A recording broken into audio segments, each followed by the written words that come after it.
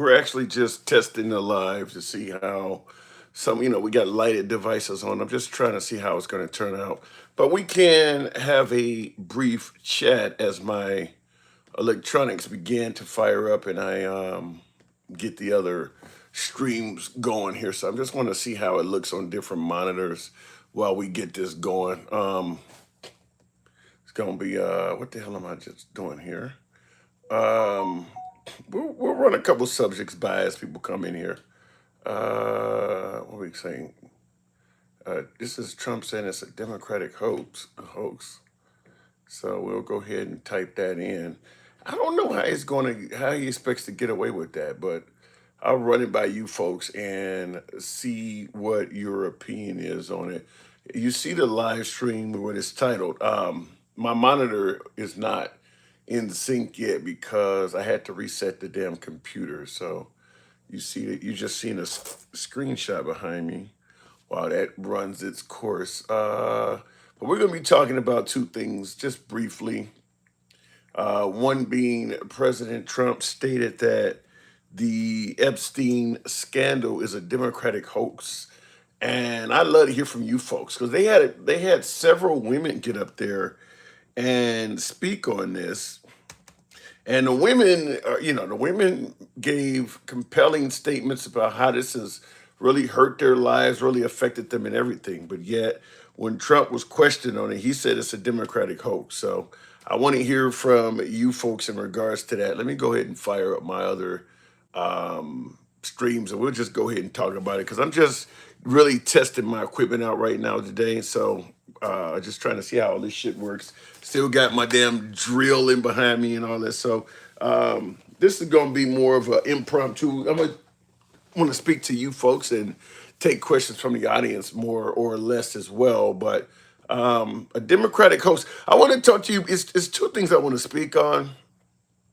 We're gonna just have a quick, an abbreviated live today. But two things we're gonna speak on. One being, do you agree with? Does anybody agree with Trump that the Epstein stuff is indeed a Democrat hoax? Because I'm curious as to what would make him say that. Um, Trump does say a lot of things that does not often come with evidence, but I'd like to know how MAGA feels about that. Does MAGA view the Epstein stuff as something that's being perpetrated by the Democrats? Do you think there's anything there, or do you think it is indeed something the Democrats are just fabricating out of thin air, a hoax of sorts? Now, obviously, Trump hasn't wanted to talk about the Epstein stuff from day one. It's pretty clear that for President Trump, um, the goal appears to have been to use Epstein to help get it reelected and point out that the Biden administration and the Democrats were not necessarily transparent. But once Trump got in office, I don't think he ever intended on going further than that. The Epstein stuff was just simply to get in office. It was never supposed to be actually released or anything like that. That's the way I'm looking at it. Maybe you guys are seeing it somewhat different, but um I don't believe anything's ever going to come out of the Epstein. But what I also want to talk about is something that's I think that is even well, the Epstein list is it is what it is. There's victims and things there, but I think there's something else out there that's an even bigger story. I don't have my damn I don't have the videos that I can keep and talk about this, but you probably have heard this. The state of Florida is now removing all vaccine mandates for children. We're not just talking about C-19. We're talking measles, mumps, rubella, chickenpox. All of that stuff is now optional. So if you have a child that's in school in Florida, you can send your child to school with zero vaccinations. Nothing. You know what? No vaccinations required.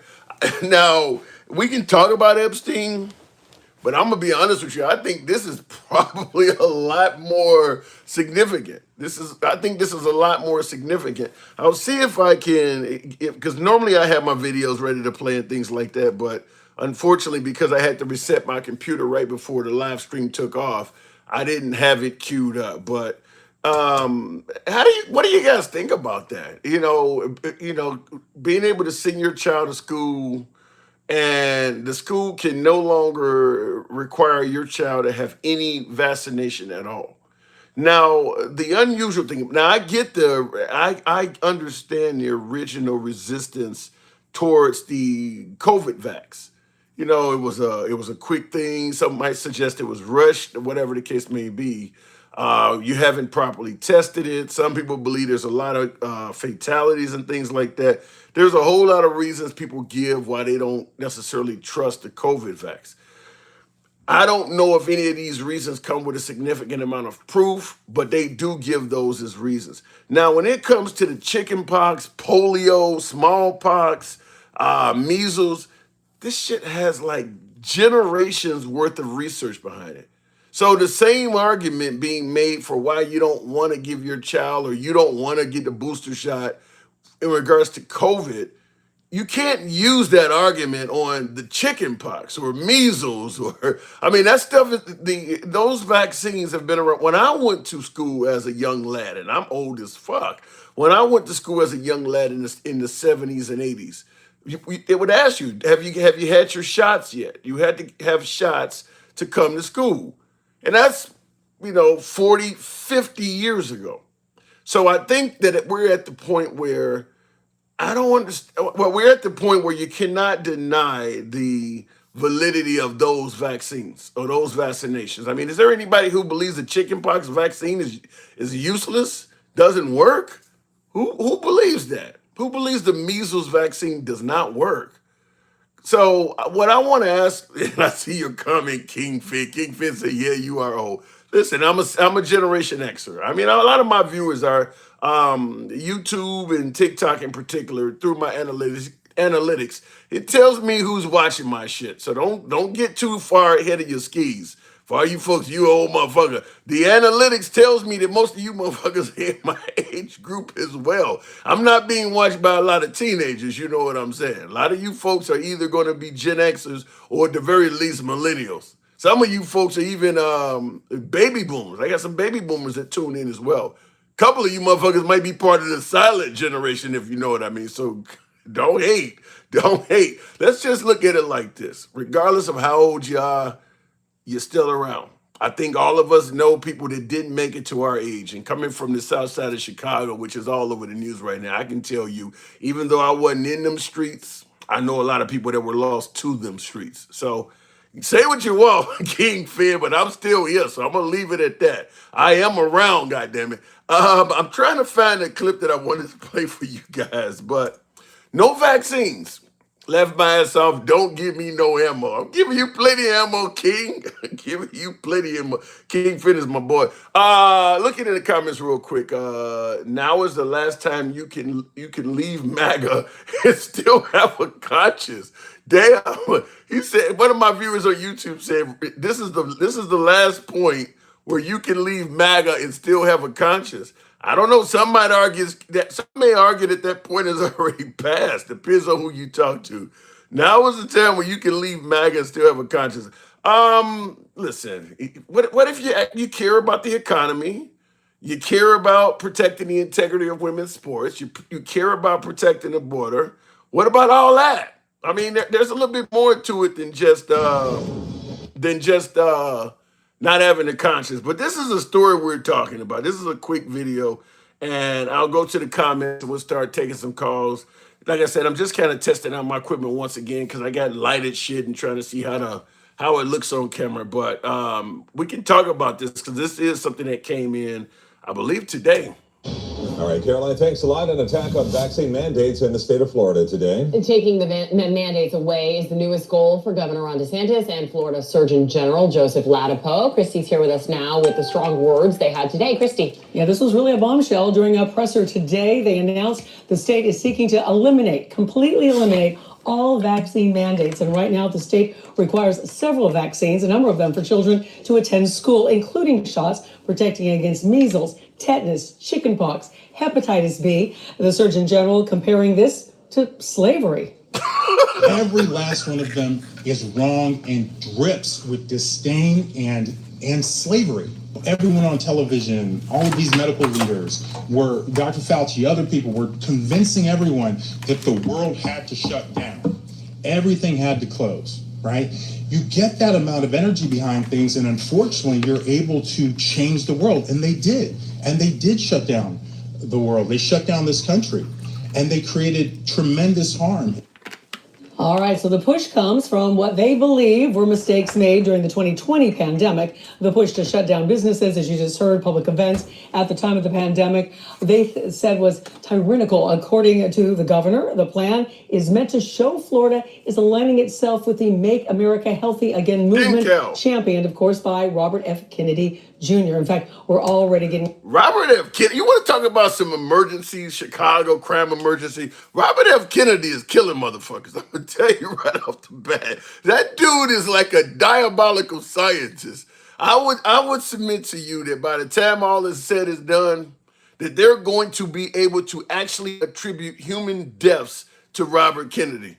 That dude is killing motherfuckers. You want to talk about the crime on the streets of Chicago? He might as well be walking around with a 100-round drum. That dude is killing people. So, and I do what I also found funny is this guy is up there talking about talking about vaccine mandates as akin to slavery. Now, he's obviously a conservative in the state of Florida. I forgot what his title was, but if he was a liberal talking, comparing this shit to slavery, people will be accusing him of playing the race card. He's a liberal. He's a conservative comparing vaccine mandates to slavery. Obviously has never seen an episode of Roots. I don't remember Kunta Kinte getting vaccinated. What the hell did that come from? What the hell did he get comparing getting vaccinated to slavery? Jesus Christ. But we're gonna be asking a simple question is, why doesn't Republicans, because this is where this is coming from, particularly the far right of the Republican Party. What is it about the Republican Party in science that they're strange bedfellows? What is it about the Republican Party, whether it's climate change, you name it, it seems like the Republican Party favors thoughts and prayers over actual science. So I do want to ask that question. What is it about that side of the aisle, the far right, that has a major problem with science? The only thing I can tell you scientifically that the right does agree with is that if you're born with a penis, you're a man. If you're born with a vagina, you're a woman. That's the only part of science they seem to agree with, is gender science. Outside of that, everything else is thoughts and prayers. So somebody help me understand that. So I'm going to go straight to the box because I'm lost on this shit. I really am. Dencal, good evening. Welcome to the program. No vaccine mandates throughout the whole state of Florida. Now, would you trust sending your kid to school in that environment? Wait, hold on. Go ahead. I had the volume up. That's got to be some scary stuff for the parents in Florida, even the conservative ones. You're talking about all smallpox. You're talking about all of the vaccines. That's got to be scary. But what is it about the conservatives? Because the conservatives like this shit. Now, I agree all conservatives don't, particularly the ones that work in the medical field probably think this is dumb as hell. But what is it about the conservative party that has a problem with science? It's like the old saying, what does the dog do when it catches the car? Or when it catches the bike? Yeah. The dog is always chasing the kid on the bike, but what does he do when he actually catches it? It sounds good, they anti-vaccine and all of that stuff, but now when he goes extreme anti-vaccine, like none at all. Yeah, that's crazy. That dude would be a perfect spokesman for the AB people. What do you mean? About the abortions. He was, when you listen to him, he's talking about who am I to have the right to he's forcing you he's kind of making I don't want you to force me what to do with my body argument. Yeah. It's a good point. I seen that. I was like, wow, that is interesting. Somebody let him go out there and say that?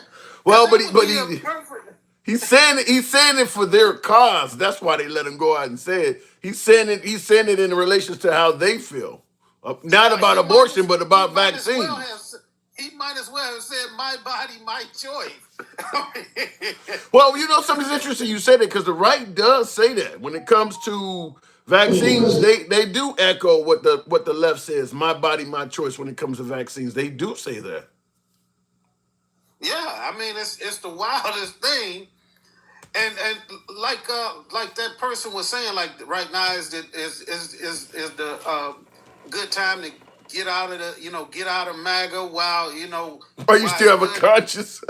Yeah, I do have a couple people that I associate with that have been MAGA who are now saying, yeah, man, I'm really getting kind of tired of Trump. I wouldn't mind having JD Vance now. Like they slowly coming around. When they listen to what Trump was saying today, calling them victims, calling those victims a part of a Democratic hoax, when their whole side for years and years have been talking about this ring of Democrats and these people and these pedo rings and all of this stuff, and now he's sitting there in the Oval Office saying nobody should give a shit about them victims. Yeah, that right there to me, I don't know, it's really unclear on this particular device, but those are the victims behind me, even though my monitor is not clear. But yeah, I mean, those women gave. I don't know if you heard their testimony today. I was driving around working and I listened to a lot of it. I mean, you can tell that they went through what they're talking about. They got detailed descriptions. They're talking about. They remember the first time. Basically, the first time he fucked them, or they were referring to it the first time he abused me or whatever. But they know in detail what happened. One of the girls talked about she went on a trip to Africa with Epstein and Bill Clinton. I mean, and for Trump to come out and say that they just made all this shit up, it's just a hoax. My God, what is that? How does that make other victims around the country, if not around the world, feel in regards to their stories will never be believed? You heard them. You heard some of them victims, man. They are hurt by this shit that Trump is doing. They were appealing directly to him, saying that you have the power to just reveal everything. Why won't you do it? Like, they are hurt. Do you think that they're gonna put their own list together? I heard that. That right there made me want to pull over when she said, "Look, we know the names. We can We can consult with each other. We know who was coming around." That right there made me want to pull the car because I was driving. I'm like, "Damn, these bitches go get together and do their own thing."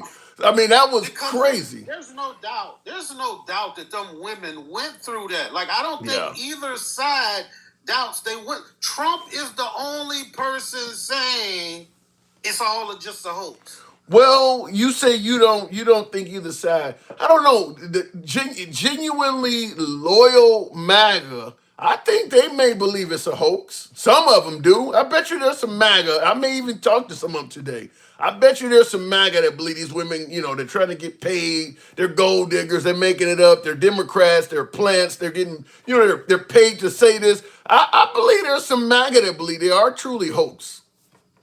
Well, I mean, that would be them going against something that they truly believed not 7-8 months ago. Like, they were the ones saying Trump is going to release it because all of these women have been abused. They would literally be going against, not us. They won't be going against us because we never said anything about whether they were, we know we got records. They want to dig into the records of all of those people who were putting money into his accounts. They want to do the work. Did you hear one of them said that Epstein and Maxwell, because they was paying these girls off, they withdrew within 1 year $1 million in cash from their bank account. So they were paying these girls off to the point where because the girl said, why wouldn't the bank even do something to help us out? Something going wrong when one of your clients is withdrawing money like that. Said they withdrew $1 million from the bank in cash different times to pay people off. Right. And at the same time, on the other side, the Johns that they were serving these women up to There were millions of dollars going into these accounts for no business transactions or nothing. They would just have millions of dollars from all of these rich people. But what about the possibility? While we're talking about Trump and all of this crazy shit, what about the possibility? Because he says it's a hoax. What about is there a possibility that, let me ask you this way. Do you think it's likely that he is innocent and he has nothing to do with this? Because the man says the Democrats are trying to take him out. No chance whatsoever that he has nothing to do with it. No chance. We know Trump better than that. Trump running around talking about he's worried about innocent people being exposed. Trump don't give a damn about nobody. What innocent people is he talking about? Yeah. I think the biggest issue is the lack of consistency coming from Trump. I mean, obviously everybody believed when he got elected he was going to put this information out there, and then he went from the girl, part of his administration talking about the files on her desk or the list is on her desk, all the way to let's not talk about this anymore. What did he say? Stop talking about it. And now today, 8 months into his term, he's calling it a hoax. Like, you were at the beginning of this stuff. I mean, Epstein lost his life in prison a year and a half before Trump's first term ended. So you knew then whether it was a hoax or not. Why did you say this during Biden's term if it wasn't true? You knew all these conservatives wanted this information. And notice who has been deadly silent.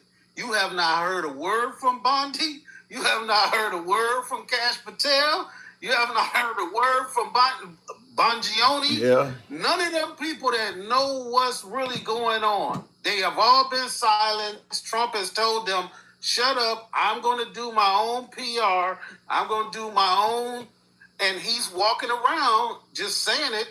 And now he told all of the Republicans, if you vote to, he don't have no reason to be telling the Congress what to do about releasing information. Why is he telling them they're going to be an enemy? They're going to be he's going to look at them as a hostile. He's threatening. That's a backhanded threat. They know what that shit means. Not backhanded. Yeah, it's not backhanded. It's an open face slap. Yeah. But let me ask it to you this way, because I like to hear from my MAGA side of the aisle. When you and I are pretty much holding Trump accountable for the way he's handling this, I got a pushback. I think it says Sam Hosner says, bro, when he said it was a hoax, he's talking about how the Democratic Party is framing it. We ask yourself a question. Why didn't they release the list when they were in power? You can't answer that. So he's saying that, if this was so big, why didn't the Democrats release it? And that Trump is not trying to say it's a made-up story. He's saying that he's talking about the Democrats, how they're framing it as a hoax. How do you view a statement like that? I'm not going to engage with somebody who's going to be doing a whataboutism. What we have right now on the table is a promise that he made to the American people to release this information. There was no promises by Democrats. There was nobody running around saying, but what we're saying right now as Democrats is we don't give a shit who's in the damn files. Yeah. We want it released. How is that that's your retort? That's your comeback is, well, y'all didn't release it, so it's okay. I don't even understand how they frame that in a debate question or a back and forth. Like, yo, who cares who didn't do it or whatever? Because remember, Trump's whole thing is nobody released the JFK files. I'ma do it. Nobody released the MLK files. I'ma do it. Nobody else runs around campaigning on this stuff but him. So now it's his turn to go through with his promises made, promises kept. And you trying to tell you it's because the Democrats are framing it. The Democrats ain't got nothing to do with it. Is we dancing for joy because he's in this situation? You're damn right. But he put himself in that situation, not us. Yeah. You make a good point. I mean, look, we can, like you said, it's not really a time for whataboutism. If you want to blame Biden or the liberals for anything, fine, go ahead and blame them. They're irrelevant at this point, but go ahead and blame Biden all you want. But that doesn't excuse why Trump ain't releasing it. I tell this anytime we're having a debate, because anytime you accuse Trump of something, You never hear the statement, no, he didn't do it. It's always, well, somebody else did something similar. It's never, no, he wouldn't do nothing like that. But in my response is always, deflecting to somebody else who did the same thing is not a defense for Trump. If I'm being tried for a major felony and I point out one of my boys, that ain't a defense for me. So pointing out somebody else did something, say, well, why you didn't say that when Biden did it or when Obama? That you ain't defending Trump. You're just kind of saying, well, he did it too. It's never saying that he didn't do it. Right. It's saying that somebody else didn't do something right. So therefore, what? It's a push. You know what I'm saying? That is what they're saying. Yeah, it's a push. That's exactly what they're trying to say. Is that you can't complain because your side did it too. But Trump was supposed to be the guy that was going to drain the swamp and eliminate the elites and things like that. Now that he's in there and he's doing the exact same thing as the swamp creatures he promised to drain, that you let him do it and get away with it, so Trump should be able to do it too. That ain't, like you said. He is the one that uniquely stood up and decided to campaign on being the better man, releasing information, being transparent, and not doing what everybody else did. Now that he's failing at that, the only protection or defense for him is to deflect back to people that he was complaining about. He didn't say he was going to be transparent. He said he was going to be the most transparent president in history, is what he said. And I'm tired of always having to recite his words to the people that support him while they try to defend the opposite side of the argument. Yeah. What side you on? Ask that person over there that made the statement.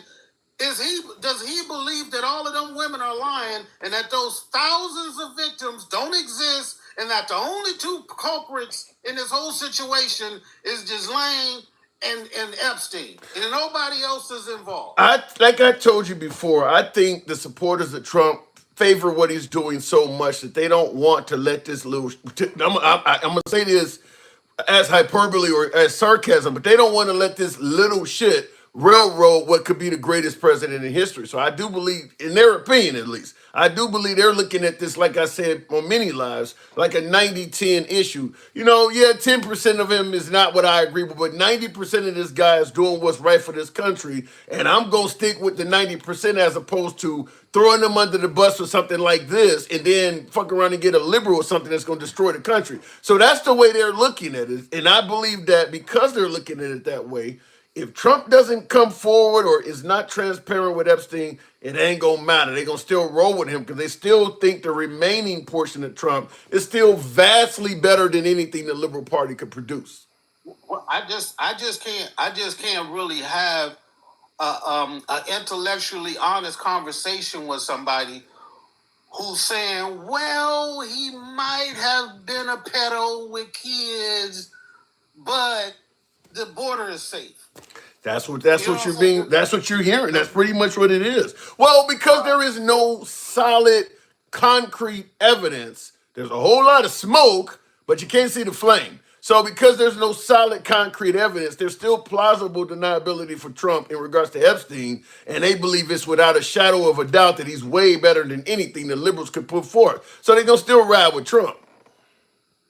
Well, I mean, you're saying a lot of the times is, hey, if they find out he was, some of MAGA, yeah. Well, so that's what I'm saying. Like, how can you have an intellectually honest conversation with somebody who was 7 months ago was saying we got to get all of these pedos out our government. We got to get them out. It don't matter who they are. Remember, that was they. Well, I got something. Speaking of what you just said, I got a guy in the comments now. No Reply says, we've been saying that there is a ring of powerful pedos running the country, and the left called us Pizzagate conspiracy theorists. How the tables have turned. So he's saying that they've been crying out about this the whole time, and it was falling on deaf ears with the liberals. But damn, I mean, now we're in tune now. Show us. What they say? Show me the money now. Well, let me go ahead and put on my MAGA hat and play the other side just for a quick minute. The Democrats aren't playing politics with this shit. The Democrats, Democrats aren't playing. We never said politics weren't involved. Okay. But if they said that there's a pedo ring and they got the proof, we want to see it. Then I will say that I was wrong. But don't say because we didn't believe them, they have no duty to prove themselves now. Yeah. Fair enough. All right, then, Cal, I got to move on. So you in the same camp as me. It's definitely not a hoax. And that Trump, at the very least, is stalling or trying to deliberately keep something under wraps. Yeah, I mean, it's obvious. I mean, when he gets up there, when he has a conference at the same time that them women are out there speaking, and he says it's all just a hoax, that is a political estimation. You know what I'm saying? He did that on just the same way they had those flyovers. Did you hear they had those? Right over the brides. They did it over the women. And everybody knows that over the Capitol and that area is a no-fly zone. You cannot fly anything over that area. I heard that.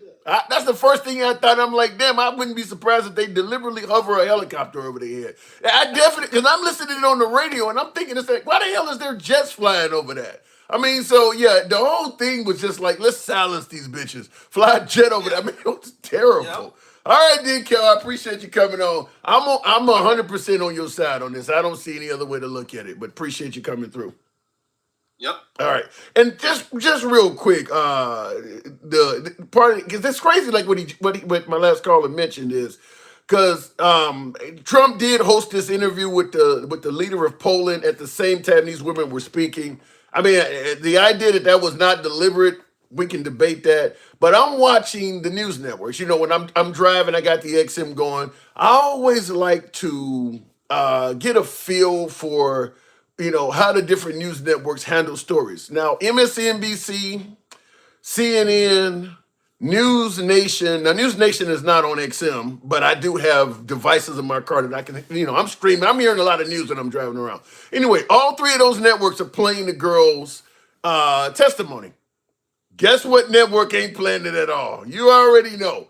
Out of all of these networks, one network was not playing anything to do with these girls talking about Trump may have been hanging out with Epstein. You already know one network did not show that shit live at all. Now, Trump goes into this speech here, which we're going to play a clip of, but they covered this. President, right now, there have been survivors of Jeffrey Epstein give me 1 second. I got the wrong device queued up. Okay, there we go. President, right now, there have been survivors of Jeffrey Epstein speaking at a press conference on Capitol Hill. They're calling for case files, these documents to be released. Is the Justice Department protecting any friends or donors, sir? So this is a Democrat hoax that never ends. You know, it reminds me a little of the Kennedy situation. We gave him everything over and over again, more and more and more. And nobody's ever satisfied. From what I understand, I could check, but from what I understand, thousands of pages of documents have been given. But it's really a Democrat hoax because they're trying to get people to talk about something that's totally irrelevant to the success that we've had as a nation since I've been president. So what they're trying to do with the Epstein hoax is get people to talk about that instead of speaking about the tremendous success like ending 7 wars. I ended 7 wars. Nobody's going to talk about because they're going to talk about the Epstein, whatever. I understand. I just want to say real quick, I don't know. He keeps talking about all these wars he's ended, even networks that are favorable to him. I don't hear Fox Fox routinely talking about all these wars he's ended. Nobody's talking about that. Even his allies are not covering that. I know a lot of you folks also tune into maybe right-wing AM radio. I don't listen to a lot of Patriot radio anymore. I used to listen to Limbaugh and all that stuff, but because there's so much stuff going on the internet now, I don't listen to a lot of. But I'd like to know from you folks, are they talking about those wars? If you listen to any of the right-wing podcasts and things like that, are they actually giving detailed conversations on all of these wars that Trump claims he's ended? I haven't heard anybody talking about that. He talks about what he did in the Congo and all. I haven't heard any network talking about him ending wars like that, even networks that are favorable to him. I don't see that happening. So I don't know why he's saying that, the Democratic Party is trying to divert the topic and they don't want to talk about the wars. Nobody's talking about the wars. I haven't heard that from anybody. I would be so tired of covering my tracks. Geez, listening to this orange troll is exhausting, says Stacy. The guy likes to talk, and there is consequences for talking so much. What happened to the deadline Trump gave Putin? I think he's giving him a new one now. I think there's something else he just threatened again. Because now, Russia is over there with China and meeting with the leader of India and Kim Jong-un. I think I heard today, I forgot what was the reason, but I think he issued another threat to Putin once again. That would be threat number 4. Is it 50 more? Didn't Cal say 50 more days? I hope you're joking. I really hope you're. There won't be any of the Ukraine left by the time his threats expire. At least someone is trying to fix this bankrupt country. Okay, I'll leave it at that. If that's the case, ain't nothing wrong with trying to fix this bankrupt country, but I like to know how is he doing that? Where is the people at that? Where is the people at? That's what the people talking about. He cleared up Washington. Where is the people at? I don't know what you mean. What do you? What do you mean cleaned up Washington? I don't understand what you're saying. I would be so. Oh, I saw that one. Okay, moving on with the program. No, tap the screen. By the way, I haven't solicited that. Get us on up to about 20,000. We can make that happen. Participation trophy, says Dinkow. Yeah, if you're not, either you are succeeding or you're not. Now he's taking credit for ending 7 or 8 wars. Like I said, I'm not hearing anybody. Sky News. I watch some stuff out of Australia, BBC. I don't know any network that's giving him credit for what he is claiming. I don't know anybody that's doing that. So I'll leave it at that. But somebody let me know. Are you hearing people really talking about that? Maybe interviewing people in those countries like they're interviewing people in Chicago and DC that like what he's doing there. I mean, have you heard anybody like that? Mike, good evening. Man, nobody. The reason nobody's talking about him because nobody's talking about him because it's bullshit. This mother, it's so funny. Do you remember him talking about 7 wars when he was running for the president of the United States? No. Did you even hear anybody on the right mention? Because they always talked about no new wars under Trump. No, all Right. of it. Did you ever hear anybody mention 7 wars under Biden? No. That's what I'm saying, Tim. This shit is so stupid. It belies common sense, but they repeat it like it's factual. Like, if you didn't say it under Biden, when you were talking about the leftist warmongers and that's what the left does is they like war, they like conflict. You never heard him mention 7 conflicts ever. Now I'm gonna try to Google. I want to know what are the 7 wars he's talking about. I think Pakistan and India were trading a few pot shots. He's taking credit for breaking that up. I don't know what those 7 wars are. Because Is he taking credit for dropping boom booms on Iran? Right? It's just so stupid, man.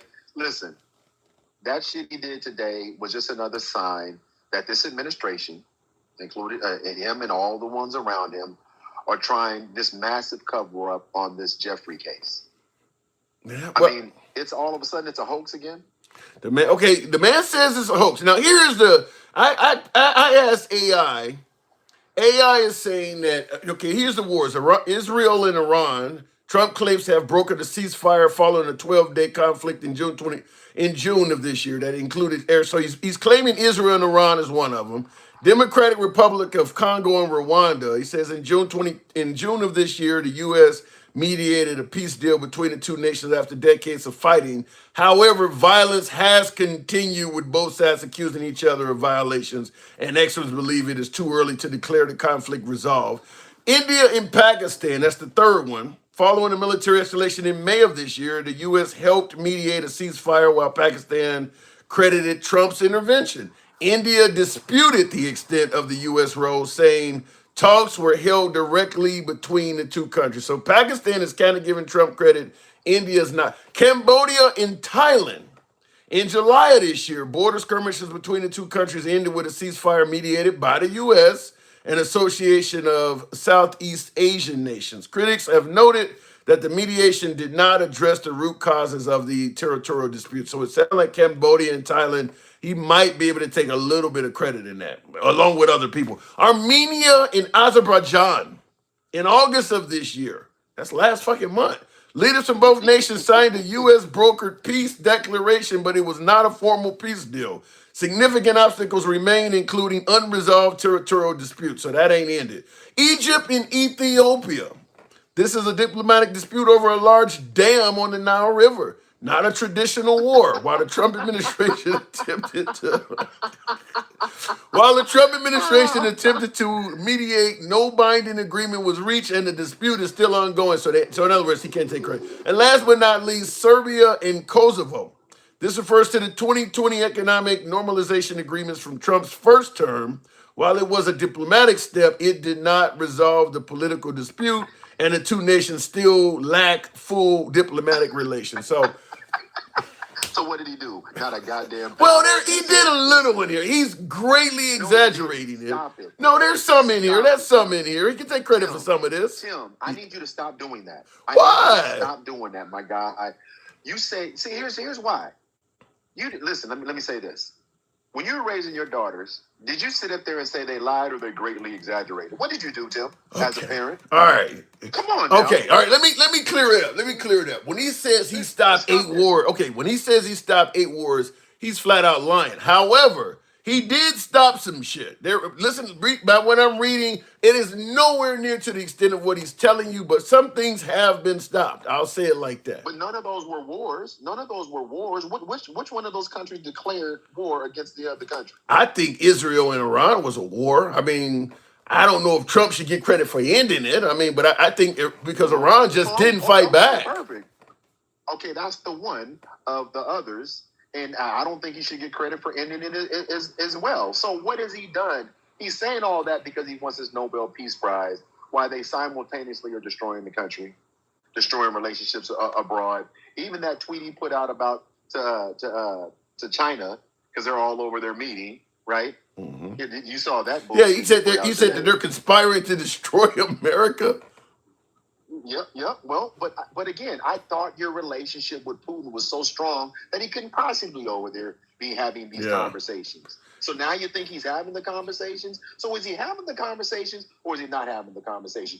Who's seeming like they're losing their marbles here, Tim? Well, I don't want to go so far as to say Trump is losing his marbles. I'm going to stick to what I just said. Trump is known for exaggerating things. When he say I met with Putin, we had a great conversation and a great talk and things were accomplished.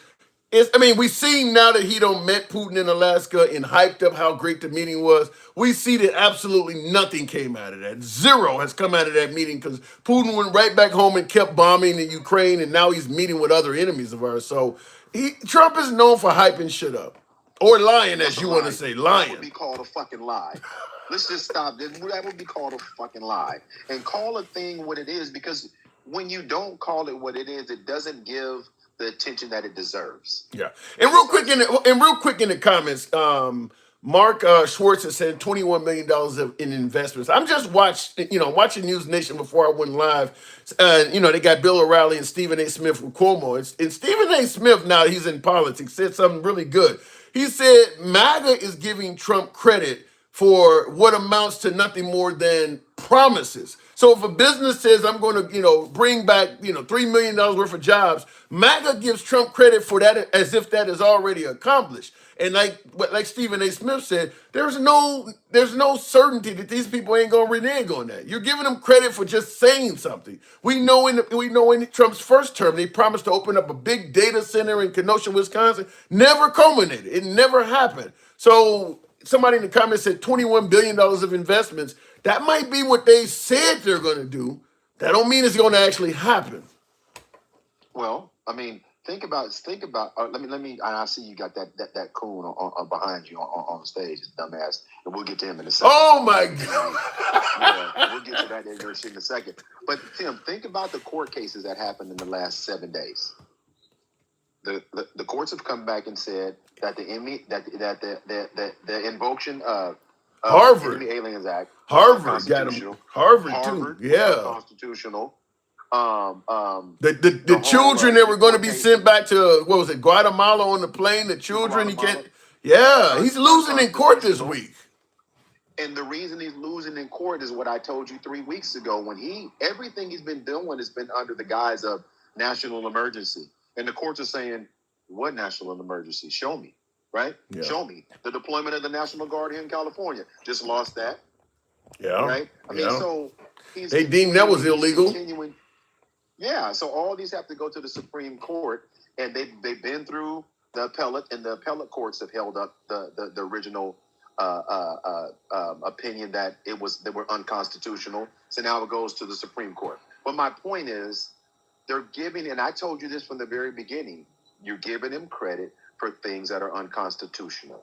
Fuck, if that's the case, any president that gets into office can just say national emergency executive orders and do whatever. And if you call that a win, then when we're doing things the way that the Constitution was designed, we're taking credit away from people trying to do things the right way. Is my point. Yeah, and listen, I will agree and also be on the other. I'll be on both sides of this issue because I got relatives that are in the inner city of Chicago, and there some of them are now saying, because I got a relative whose car was shot up over the weekend. You know, just parked in front of the house, and there's bullet holes, and now the computer light and shit's going off. Got to file an insurance claim. So I got relatives that are like, maybe we need the National Guard to come here. And I told my relative, I'm like, you do understand there are things that create crime, whether it is poverty, children with nothing to do during the day, bad parenting, lack of opportunity. I'm like, even if they send the National Guard, if they don't address the issues for why crime happens,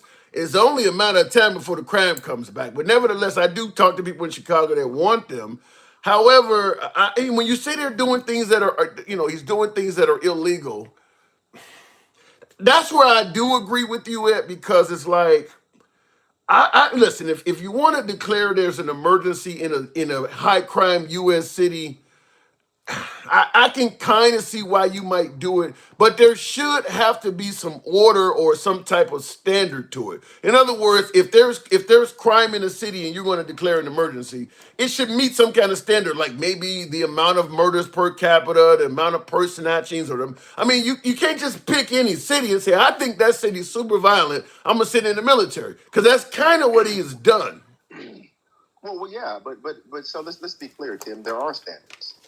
Every state has a standard for them to declare a national emergency. The governor does that. The mayors work with the governor to declare a national emergency. That mechanism has been in place for decades. So it's not like it's not there. It's not like if the governor of Chicago thought he needed to call in the National Guard, that he doesn't have the ability to do that. But we all know that that's a temporary fix while you're looking for police reform, or you're looking for all the things that you listed. This isn't a fix. And this is only based on the ideology that this Trump administration possesses, right?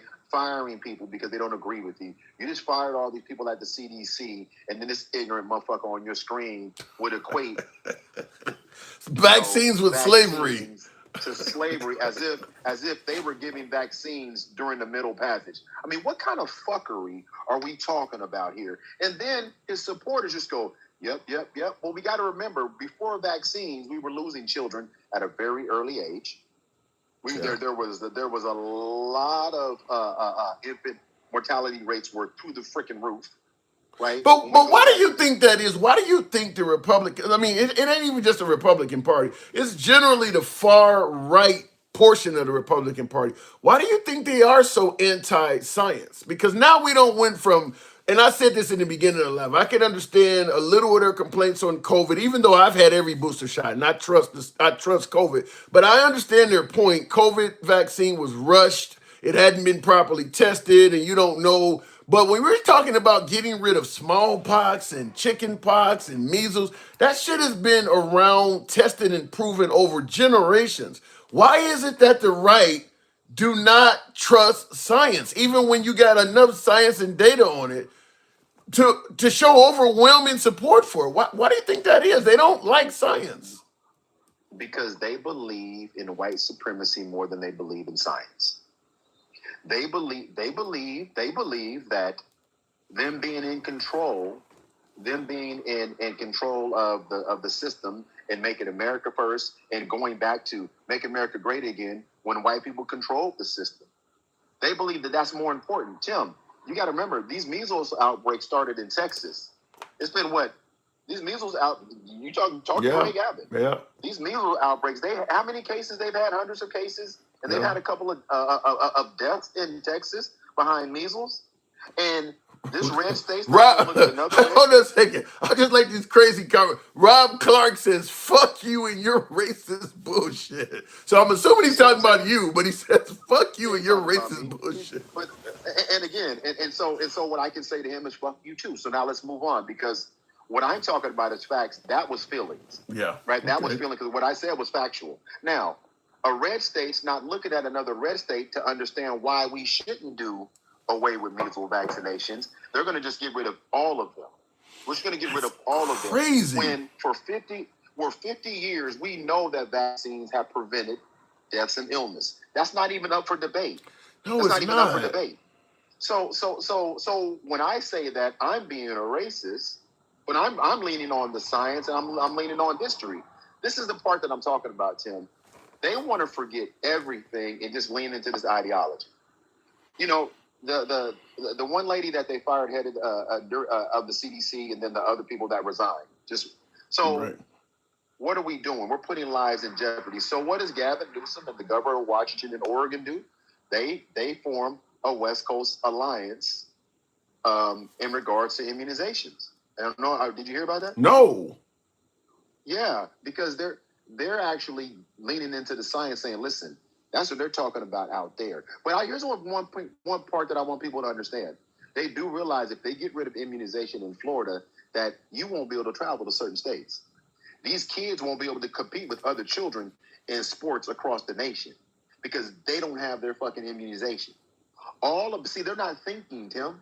So what are They're you gonna saying that? isolate those- What are you saying that biologically unvaccinated boys can't play against biologically vaccinated boys? Is that what Exactly what I'm saying. Because why would I want a plane full of unvaccinated children to cross states to go play in a sport and put those other children at jeopardy? That's a great Why would point. I do that? Yeah, I mean that would They're almost not be thinking, Tim. yeah, that would be almost treated like some type of diseased aircraft. Like you might not even get permission to land. Why would you even go into Florida to compete at any level? Because here's the thing. If they're not vaccinated at children, they're going to eventually be adults. Why would you put your team or your business or your program at risk for going in a state that has zero vaccinations? People aren't thinking. This isn't just Florida. Yeah. Would you go to Florida? I Would would. you take your children to Florida? I mean, right now I would. It's gonna take time for this to culminate, but right now I would. But yeah, going forward, like I wouldn't put my kid in school in Florida now that they've done this. I don't think that's safe. If I got a young child, I mean, unless I got, we got money and we can put our kid in a private school, and that school has advised us that all of the kids going here have to be vaccinated. That's the only way I would do it. Otherwise, I would not put my child. I mean, like women that are pregnant right now in Florida, that's something to think about. You want to, you want to bring, you're gonna be having a kid in 9 months. You want to put your kid in daycare and in school, knowing that you're gonna be around a lot of unvaccinated children now. That might be enough to move. Well, Tim, let me ask you this. Do you understand? I coached travel sports for 20 years. I've flown all over this country for travel. Do you know how many children and teams fly from state to state every fucking weekend to play sports? Yeah. Do you know how much? I mean, that shit ain't gonna happen, man. If people think that this is not a big thing, this shit is not gonna fly. Do you think Trump is going to? Do you think Trump is going to step in and make them make the right decision? Here's why. Here's the only way it would happen is if, but I don't think it would happen until something happened, just like he did with the farming. That's crazy. With the farmer workers, right? Right, just like he did with the farm workers. He wasn't stepping in until the farmer started saying, "Hey, this is hurting our business." Then he stepped in, but it was already hurting. He's not going to step in until there's real data that shows, and you know how he don't like real data any fucking way, right? We know how he doesn't like real data. That says children are getting sick and unaliving because of this policy, because of no vaccinations. Until then, and here's the thing, the reality is we might not even see the real data anyway, because now they're taking data and they're distorting it to fit their narrative. So the only way we'll know what from families horror stories, the only way we know about measles in Texas isn't because of Texas news. Let's be clear. It wasn't because of local Texas news. It was other outlets reporting what was going on in Texas, which gave it national attention in the media, social media. So no, I don't believe he's going to step in and do anything. He's going to do what he's been doing. He's going to take money. No, he's going to invoke these executive orders, and then he's going to turn around and have to fight him in court, just like these damn tariffs. There's a real possibility that if the courts uphold that decision on tariffs, we will have to take this quote unquote revenue that's come in for tariffs and return it. I know the story on that. I got to move it on, Mike, but I do know, yeah, all of a sudden that means the tariffs we collected is illegal. Therefore, you got to give it back. That would be a fucking mess. But, Mike, appreciate you coming through. Real quick before you drop me, tap the screen, share the live, get Tim up to about 30,000. Tim works hard. But we didn't talk about the brother behind you. Well, we did. Yeah, we covered He's it. not from here, but he's not from here, is he? What do you mean? Not from America? Well, his last name is Ladapo. I don't know, but he ain't from here because of what he's saying. I don't care if he was born in Tallahassee. Based on what he's saying, no, he ain't from here. He's from another fucking planet. I gotta go. That shit he said was crazy, bro. Yeah, very much. Appreciate you coming through. All right, moving on with the program. And by the way, he is right. Tap the screen. I'll ask you guys to share the live. I don't normally do that, but feel free to share the live as well. I was getting hammered on YouTube. I was reading some of you guys' comments. And understand, I don't run from comments that are insulting. When I say we're MAGA friendly, damn it, we mean it. We don't block, ban, or censor anybody. So if the comments are critical, I do read them as well. Every child and I will read them out loud. I was just engaged in the conversation. Every child in America would have to die before Republicans would do anything. Trump destroys the farmers, the car industries, the Constitution. Trump is America's biggest domestic threat, says Jeffrey Boyd. Damn. He will make it not mandatory, but test of time, parents will take. I'll just say this. You often hear people on the right talking about the policies and legislation of liberals make people leave liberal states like California and things like that. This could make people leave. This could make people leave Florida. This could make conservatives leave Florida. There's going to be a whole lot of conservatives in the medical field. You think about places like the Villages and shit like that with those old people. A lot of them folks are retired doctors and shit like that. They know that this ain't good. They know that what he's doing is not in the best interest of people's health. So you could have a lot of Floridians down there in Naples where all them old wealthy people are down there. A lot of them folks are retired medical folks or retired law folks. All of them folks that are highly educated, they know what the hell this is. They know they don't agree with this. That's why I keep saying it's the far right that believes in no vaccinations. The traditional, typical conservatives are like, oh, you think Mitt Romney or Mitch McConnell agree with this shit? You think George Bush agree with this? So no, it ain't the Republican Party. It's the far right that does not trust the science. And now that they got a whole state basically invoking far right legislation, you could start seeing people especially young people. I mean, like I said, a lot of those folks there, they got grandchildren and grandbabies. I'm not about to let my granddaughter put her kid in school and nobody's vaccinated. So you could start seeing people in Florida leaving out. And I see somebody in the comments, like Kim says, your opinion respectively.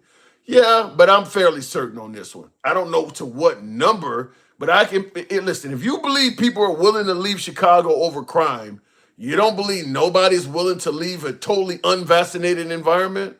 You don't believe that? So, yeah, I definitely believe that there are going to be people that'll leave Florida based on what they're doing. I think they gave you rabies because you people freak out like you have rabies.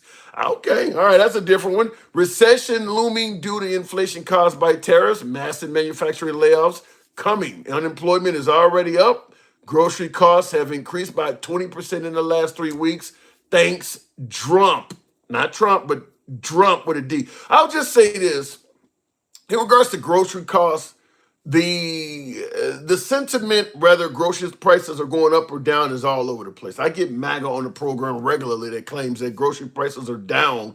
I've had people say grocery prices are down as much as 30% in their area. But then again, some say they're up. So I don't know what's happening in your area, but I'm not seeing grocery prices coming down. I'm not seeing it, but that's my area. Let's make Black Lives Matter in Chicago again, Tim. So what about Memphis? They don't matter in St. Louis. They don't matter. And by the way, real quick, in defense of Trump, because I've been hammering him about only sending the National Guard to liberal cities and liberal states, he did state today that he would consider doing it in New Orleans. So I'll give him credit. He's finally mentioned, and it's the first time I've ever heard Trump mention crime in a liberal city that's in a Republican state. First time I've ever heard him say it. But today he did mention New Orleans. It was only a quick couple seconds, but he did do it. He don't normally ever mention liberal cities that are high crime in Republican states, but today he did do it. Make Black Lives Matter in all liberal run cities. You know, let me just say this too also before I go back to the box and tap the screen, get me on up to 30,000. We can certainly make that happen. By the way, you guys like this uncensored dialogue, whether you agree or not. We read all opinions. We take all calls. We are MAGA friendly. We are actually MAGA is my preferred guest. I just don't get a lot of MAGA calling in. But if you happen to be watching right now on TikTok, feel free to come on across. We're on YouTube as well. But I don't lost my fucking train of thought. But what I was gonna say is in regards to the making Black Lives Matter in Chicago and things like that. I'm 100% behind lowering crime. It's just I don't like to playing politics with it. I don't like using our men and women in uniform to play politics.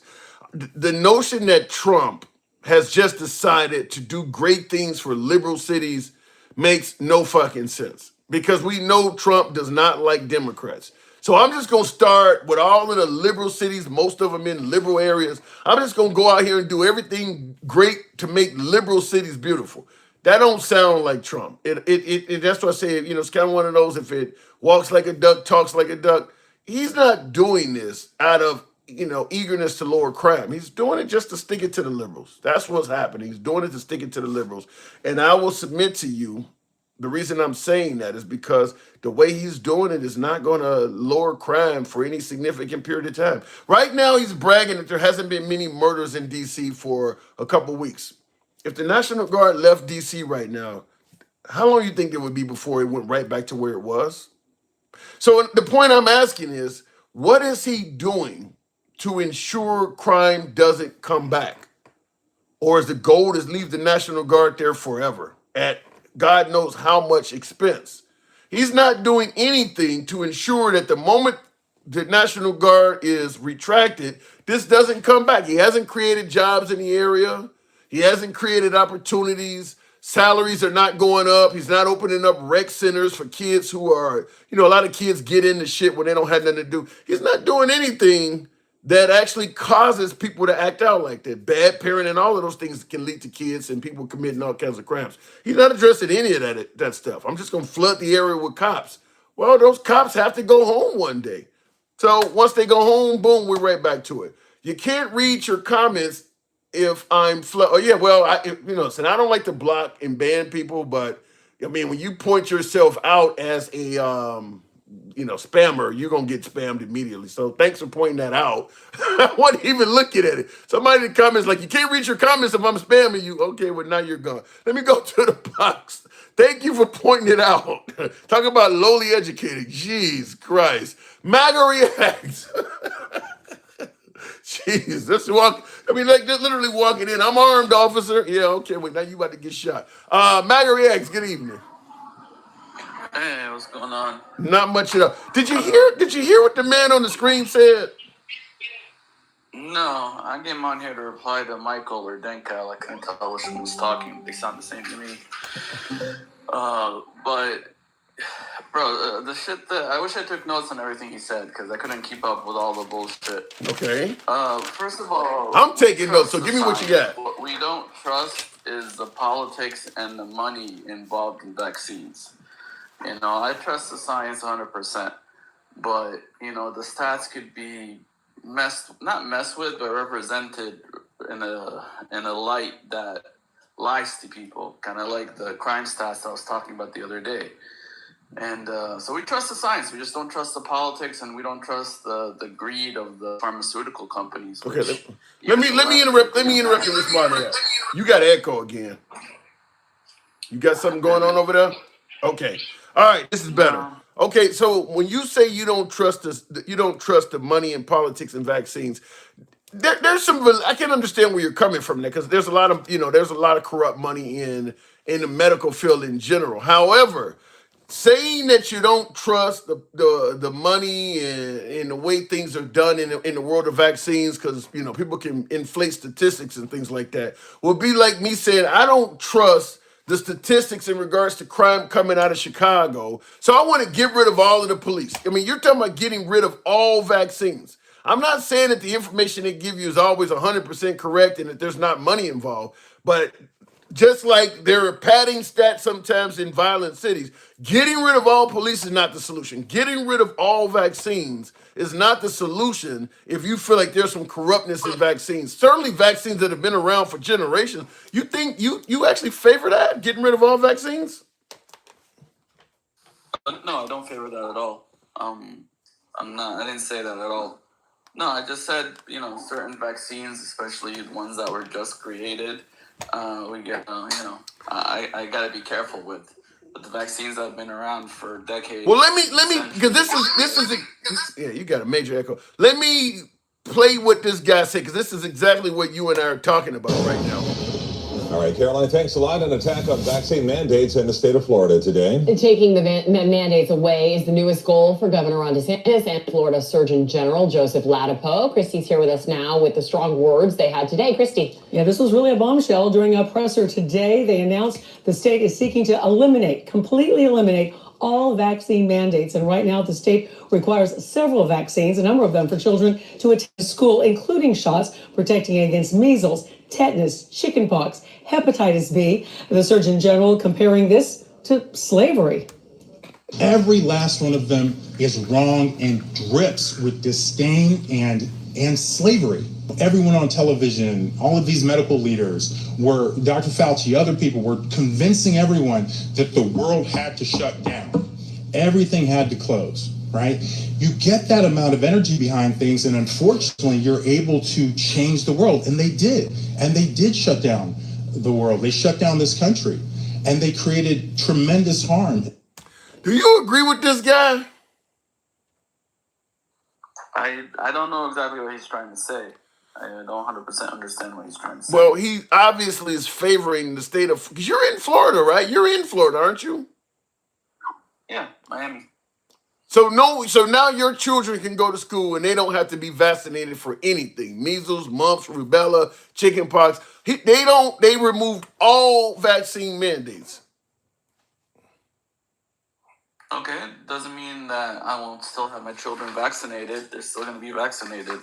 And if I have to, I'll put them in private school where everybody's vaccinated. But I also like the fact that, you're not forcing people to get vaccinated. Why would a person not want to get the chickenpox vaccination in 2025? Yeah, I don't know. They could have many reasons. I have no idea. This is a very complex subject. I don't see how is it complex. I mean, when I went to school back in the 70s and 80s, you had to get your shots to go to school. There were no parents complaining about it, and people turned out fine. I don't understand why 40, 50 years later we're getting rid of vaccinations that have a long, lengthy test record and data samples you can look at. I can see the argument on COVID because that was rushed and that was somewhat new. But, measles and mumps and rubella and smallpox, some of that shit go back, to the early 1900s. Why would you want to tell people now in modern times you don't have to get the vaccination for something that is proven to have eradicated these illnesses? Listen, I agree with you. They should get the vaccination. But, what happened to my body, my choice? It's okay when it comes to, abortion and stuff, but the vaccine is where we draw the line. Well, if you terminate a pregnancy, it can't kill your neighbor. When you go to school with an unvaccinated child, you do realize you can make other people sick. Which is kind of funny. Like, shouldn't they be vaccinated from it? So how are they going to get sick if they're vaccinated? Well, that's not to say that they may not be in the process or about to get vaccinated, but not because your kid is not vaccinated at all. Your kid is like some type of, contagious football. I don't want anything to do. Would you send your kid to a daycare center if you didn't know if all the other kids were vaccinated or not? You would still do it? I mean, up till now, most people had no idea if everybody was vaccinated. Yeah, or you do not, because they especially require it. daycares. Yeah, you do because the Schools require it. yeah, so you know everybody in there is vaccinated. Yeah. Again, I'm pro-vaccines. I'm not saying anything against that, but it's just more of a freedom thing than anything in my head. Like, give them the freedom to choose, and then maybe they'll have to find a school that takes unvaccinated people. I don't know. Yeah, but I mean, not only It's, hold on. Not only find a school MAGA that takes unvaccinated people, you need to find a gas station, you need to find a Walmart, you need to find everywhere you go, you need to make sure they take unvaccinated people. You could literally be like a hot potato that harming people everywhere you go. That's a little bit extreme. No, it ain't. You want to have How is it vaccine extreme? checks at every gas station? No, if you're walking around unvaccinated, fact is you can infect people everywhere you go. It's as simple as that. Just like when they had COVID, people didn't want unvaccinated people going places. They didn't want you at the job site. Listen, if you can infect people, we don't want you around. Okay, Tim, I don't know why you keep asking me this stuff. I already answered you that, I'm on your side. I'm pro-vaccines. You're talking a bunch of what ifs. Because you said you use it. Answer. Okay, you're pro-vaccine, but it's clear you support this from a standpoint of freedom. What I'm trying to say is I'm pro less regulation. So in my eyes, the vaccine checks is a regulation. It's on normal people. And, I give them, they could get the vaccines. They all probably will get the vaccines. But, when you regulate it, you add a bird's you make it more difficult for people to just get. I don't know. I don't even know. I'm with you, so I don't even know why I'm arguing this point. Because you argued the point. You argued the point from a standpoint of I don't like regulation and freedom. I mean, you're basically saying freedom to go around and potentially infect people. I mean, we lived half our. We've only had vaccines for 100 years, so right, and we didn't live it. Yeah, we didn't have vaccines. We only had vaccines for 100 years, and people have only been living it to become senior citizens for the same damn near period of time. People used to die a lot earlier. MAGA reacts. There's a reason why the science is why people live longer. No, I understand, and again, I'm pro science. It's just the politics and the money is what it has me. Skeptical of what they're trying to push and what they're trying not to push. Okay. All right. Was there anything else you wanted to address coming from my other callers? Well, I'm still all over this Chicago crime thing. I mean, Chicago's still the #1 cities as far as homicides and. Trump said it was the worst city in the world. I think it might be the most homicides of a city not at war. So, like, minus Ukraine and Gaza and all those, I don't think there's another. Did you do any research on this, MAGA Reacts? I mean, I don't know what search engine you use, whether it's Bing, DuckDuckGoose, or whatever. Go on any search engine you use and type in most violent city in the world. And you'll see a bunch of cities that are not at war, and Chicago probably won't even be in the top 1,000. Did you do any research on this at all? Listen, I said number of homicides and number of people shot. I'm going to tell you that not the per capita, not the whatever, just total number. Yeah, and I'm going to tell you when it comes to Chicago and the claim that Chicago is the worst city in the world, there is no metric you can come up with. People shot, per capita, sheer number, purse snatchings, right? There is no metric that makes Chicago the worst city in the world. No matter what metric you use, Chicago is not going to be #1. I think the homicide one might be, but I haven't done the research, so I'll Google. You realize all them towns that you realize all them towns that the cartel is in and shit down in Brazil and the favela and all that. You think Chicago's worse than all of that stuff? Okay, you might get me there. The Oh my cartel God! I from mean, Mexico. it's crazy. I guess they're technically not at war, but They're not at it's war. a They war doing on the same drugs. thing Chicago doing. They're just doing a Yeah. whole lot more of it. There's plenty of folks in Chicago selling drugs and killing each other over drugs, but it ain't compared to Brazil or Colombia. It's insane. The other thing is, like, you guys are treating these cops like they're gonna be stormtroopers coming in and like not letting you do anything. They're just gonna stand there and just be there, and they're gonna stop crime. And them just being there is people are gonna come out and spend money and invest in their business because they can invest and not worry about their place getting shot up. They can buy a nice car and not worry about their car getting shot up like your friend's car got shot up.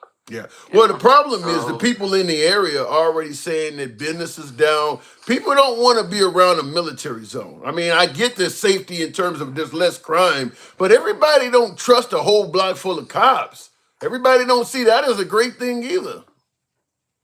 but they're not cops. That's like the distinction. They're a National Guard. They're dudes not standing there cops. with no, they're not cops, but they're dudes standing there with guns and rifles. Everybody don't look at that and say, "Yay, let me go walk down that street." I mean, it's not appealing. Most Americans are not familiar with seeing military vehicles and shit on the streets of America. That ain't something we're used to seeing in this country. No, I understand, but they're also not going to go around harassing you, giving you tickets, and searching you illegally and all that. Their job is just to make sure nothing crazy happens. I'm gonna pull you over or do any of that stuff. Yeah, but the notion that they're not gonna go around searching you illegally and things like that, I'm gonna tell you, I hesitate to believe that because we've been told from the beginning of time that the cops, as long as you comply, they're not gonna do anything wrong to you, and they've been always doing wrong shit. But these aren't cops. Right. So we're gonna see it in a different force. Regular people. Right. So we lied to you about what the cops are gonna do, but now we're gonna see it in a different force, and this time we for sure it ain't gonna happen this time.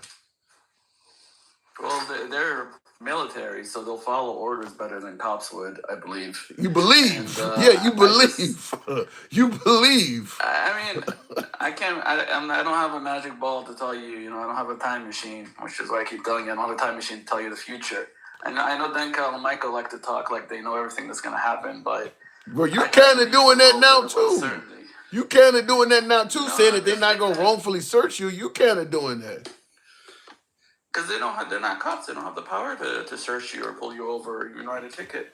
They're just there for security, so nobody shoots up the place. Well, I was under the impression that ICE was just there to secure the border and protect us against immigrants. They pulling over Americans and searching them, and they don't have that power. They making traffic stops and shit. ICE.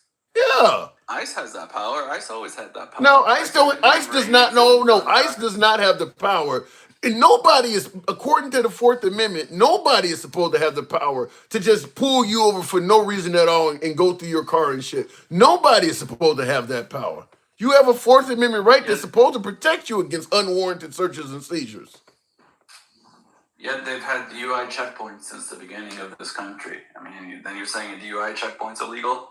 There are people that's a good question. There are people that have fought that in court in regards to checkpoints. Yeah, to some degree, if you look at the way our Constitution is set up, yeah, just a random DUI checkpoint. And listen, I'll just say it like this. There are plenty of YouTubers, Audit the Audit and some of those channels, where people do drive to those checkpoints you're talking about and refuse to raise down their window. And they do cite law and say, I'm not doing them wrong. And a lot of those cops end up letting them go. Yeah, those DUI checkpoints are technically, they're wrong. They're unconstitutional.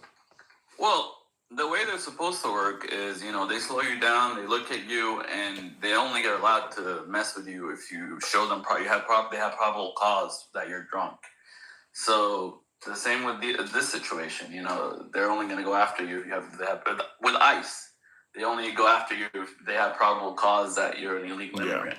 Yeah, and the problem is if you brown, a lot of them are going to think you're an illegal immigrant. Now, you don't have to do much more than that, just being brown. Some of them folks they fucking with at Home Depot are American citizens. If you brown, we already know Trump going to excuse it. Trump ain't going to let an ICE agent go down for wrongfully searching somebody. He going to make sure you get off on that. So they got a lot more power than they supposed to have. But it's been like that since the beginning of time. Like, you act like this is all new. And again, I haven't seen a huge surge in deportation numbers. I think they're the same as ever. I haven't looked at them in the last couple of days, but I'll look at them to make sure. But I'm pretty sure they haven't shot up. So with all this shit that's on the news, it's the same amount of deportation as before. Well, the point I'm making is I'm never going to trust that as long as you do what's right, the cops ain't gonna fuck with you. There's just wait. Listen, if this is what I always say in the program, if we can see black people fighting on Carnival Cruise Line and airplanes and shit, stealing stuff out of stores, and we can get black fatigue based on seeing black people, cops are doing shit all over the internet wrong. And people ain't saying they got cop fatigue. You realize how many hundreds of videos there are in existence of cops doing shit that's illegal and mistreating people? You should have cop fatigue. So there's no way I'm going to trust that as long as you do things right, a bunch of cops in your city, none of them are going to act up or mistreat you. And I'll say the same thing about the National Guard too. You're supposed to be like anti-black fatigue and cop fatigue. I don't have black fatigue or cop fatigue. Right. I have like crime fatigue and only crime fatigue. It doesn't matter who does it. But my last point is, it's the weird thing about you is you've never gotten in trouble ever in your life. Yet you're worried more about cops than anyone. Like, because I've been fucked with by them. them. Never been arrested. Because I've been fucked with by them. You have been fucked with. Yeah, Okay. I've been fucked with by them. I know people. Hold on, let me say it like this. Let me say it like this. Not only do like I always say, my criminal history is cleaner than most cops. I have nothing on my criminal history. However, not only do I have stories of them fucking with me, just like most African Americans that live in, grew up in the hood, I know plenty of other people that they fuck with too. I mean, these stories are everywhere. If you're an African American and you grew up in an urban area, you might even be white and you know people they fuck with. I mean, but we all know people that fuck with everybody. They right. fuck with me. So if they fuck with everybody, why would you make statements like, well, as long as you don't do anything wrong? I mean, then you know they fucking with people. No, I agree. Like, I agree with you. You're right and wrong at the same time. Like, what am I wrong about? What am I wrong about? Let's go with the wrong. Leave you alone if you don't really, do anything wrong too. Like, most of the time, like, I've learned, when I was young, I used to get tickets all the time. Now that I'm older, I get pulled over just as much, but I know how to talk to cops and I get away with. What are you getting pulled over for? What are you getting pulled over for? Nice to them. What are you getting pulled over for? Speeding mostly. Okay, well, you're doing something. You're doing something. That's different. No, I understand, but like I said, I'm doing something and I get away with it because I'm just nice to them, I do kind of pass for white, barely. Like, I don't even want to say that because I'm very well tanned, and I look Spanish. Everybody walks up to me talking Spanish, like I speak Spanish, but I don't. So I don't know. I don't know what to tell you, but me young versus me now, I've been the same race the entire time. I used to get a bunch of tickets because I just didn't know how to talk to them. Now I know how to talk to them. You got to be nice. You got to be like, hey, I'm sorry, but don't admit to any crime. You got to kiss ass. You got to kiss ass. Yeah. Yeah, but you shouldn't have to. Like, the important part is you don't admit to anything, because if you tell them sorry for speeding, they're like, oh, you just confessed to speeding, I have to give you a ticket. But I'd be like, hey, I'm sorry for whatever you're pulling me over for. Like, just don't actually admit to anything. Just be like, oh, I'm sorry for taking your time. I mean, I know how to talk to cops and do all that as well, and I usually do that. But that don't mean I'm not, subconsciously pissed off when I know it's a bullshit stop. I just don't believe in arguing with a cop on the side of the road. I know I'm going to lose, but that don't mean he's right for what he's doing. I'm just smart enough to know there's not going to be any accountability for this guy. So ain't no need of you fighting with him because you're going to end up getting tased, if not worse. So you just have to let him do something wrong to you and hope to survive it. Yeah, but as a business owner, that goes for everybody. I mean, it's like... What the hell is that supposed to mean? Because it's the same thing with customers. When they come in, they come up to you as sort of an authority figure of the business. They think you're going to be an asshole to them, but you're trying to do... I don't want to say it like that, but... We're talking about throwing people... We're talking about somebody having the power of throwing you in jail and fucking up your criminal history. The dude working at the post office can't do that. What do you mean business owners? No, I mean like a customer come in and just be an asshole, and most customers are usually assholes, especially when they're complaining about shit. So when I'm dealing with them as the owner / manager, I try not to jump to, oh, they're gonna be assholes. I try to like treat them nice, and hopefully they calm That's down. different though, because the But power dynamic is not there. I don't care what else you do for a living. You deal with bad customers or you deal with bad employers.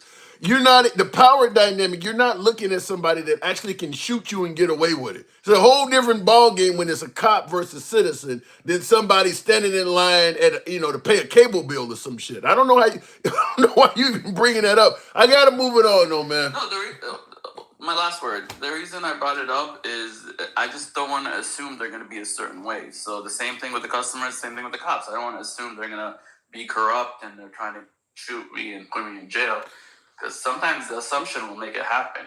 I don't know I why. assume You know, they're it's gonna be interesting. nice, It's interesting. and You would. usually it ends up being. It's interesting you would say you don't want to assume the cop is going to be corrupt, because when they're walking up to your car, they assuming you're going to be corrupt. That's why they touching the quarter panel of your car and they walking up with tactical advantage over your left shoulder. They're assuming you're going to be corrupt. So why the hell would you say you shouldn't assume that? They don't trust you. So why do you automatically get to trust them? Y'all both strangers. So why should you trust him as a stranger when he don't trust you? I like to be the better person and assume everybody's going to be nice. And yet you voted for Trump. Yeah. I gotta go. Appreciate it. Assume he's going to do.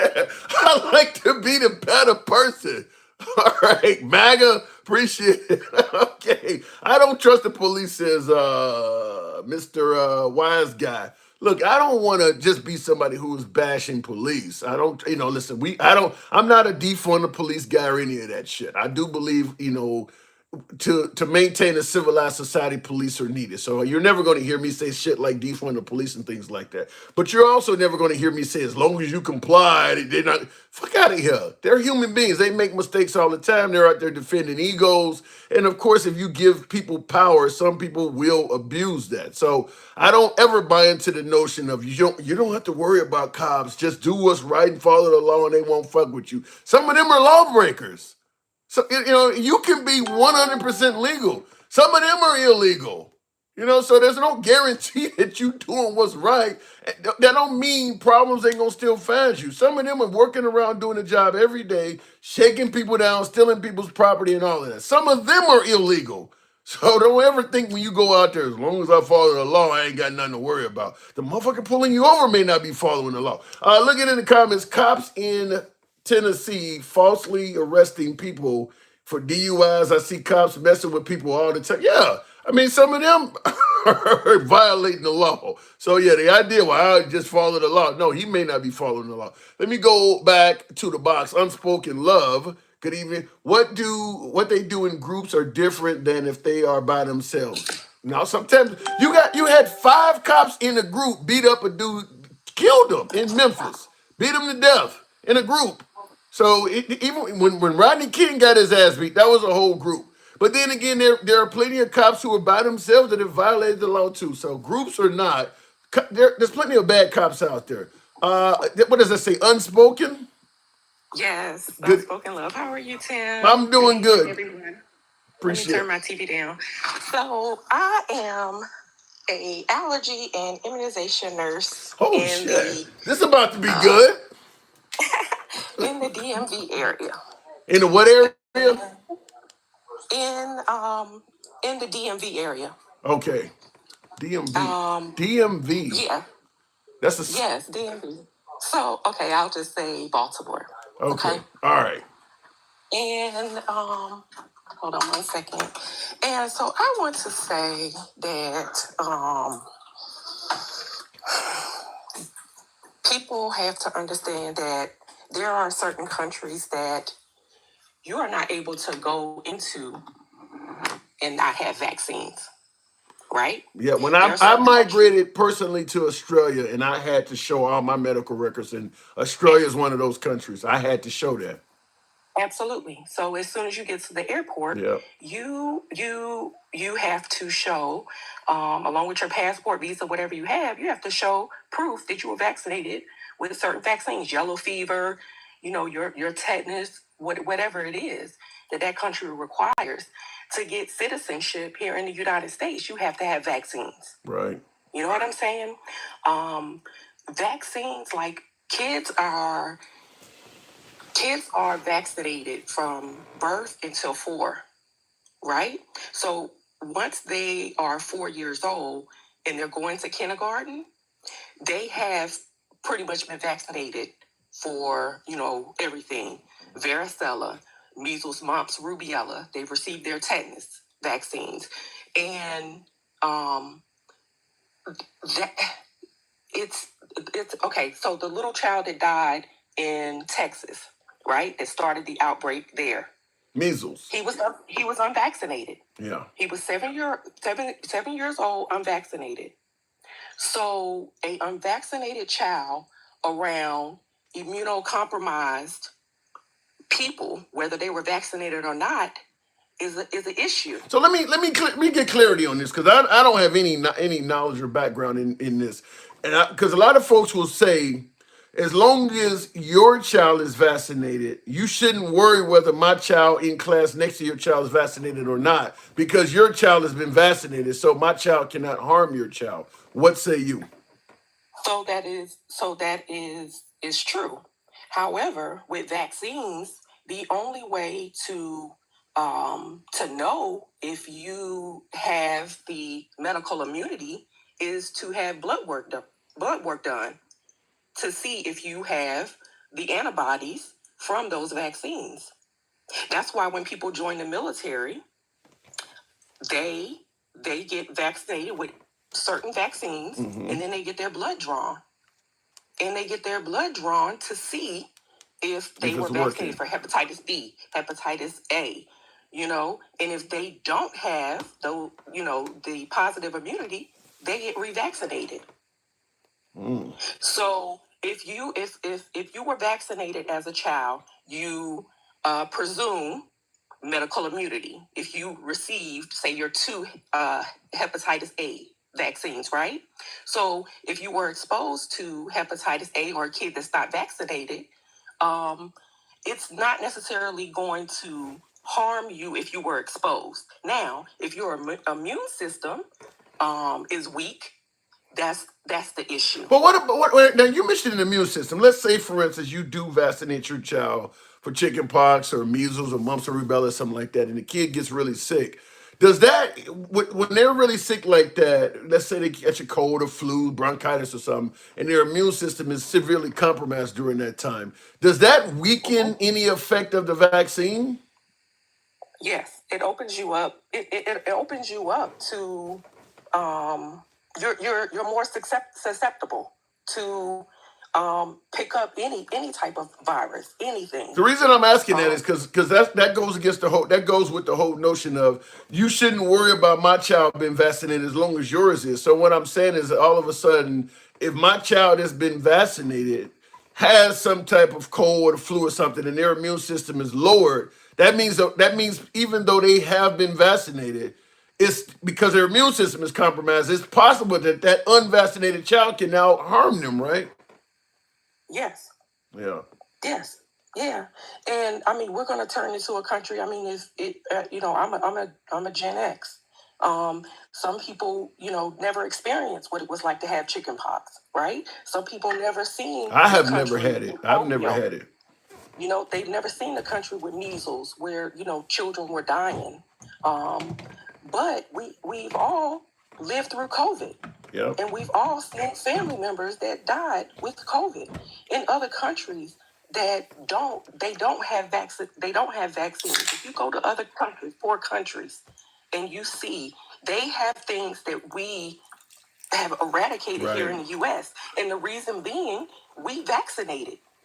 We vaccinated years ago. So why do you think there would be such a push in 2025 to get rid of some of this stuff that goes back to the 50s and even before? Why do you think there's such a push now to get rid of vaccines that have been... Now, like I said before, I can understand a little bit with COVID, even though I've had every booster shot imaginable, but I can understand a little bit because they'll say, look, it was rushed out. It was rushed to judgment. They didn't test it properly. But when you're talking about chicken pox and measles and shit, that stuff's been around for generations.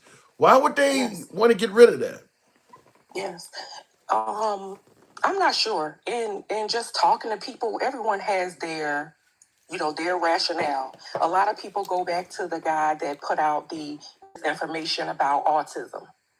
You know, that vaccinating your child with MMR will trigger some type of seizure, and they'll develop autism or whatever. Yeah. People just read anything and they kind of go with the misinformation.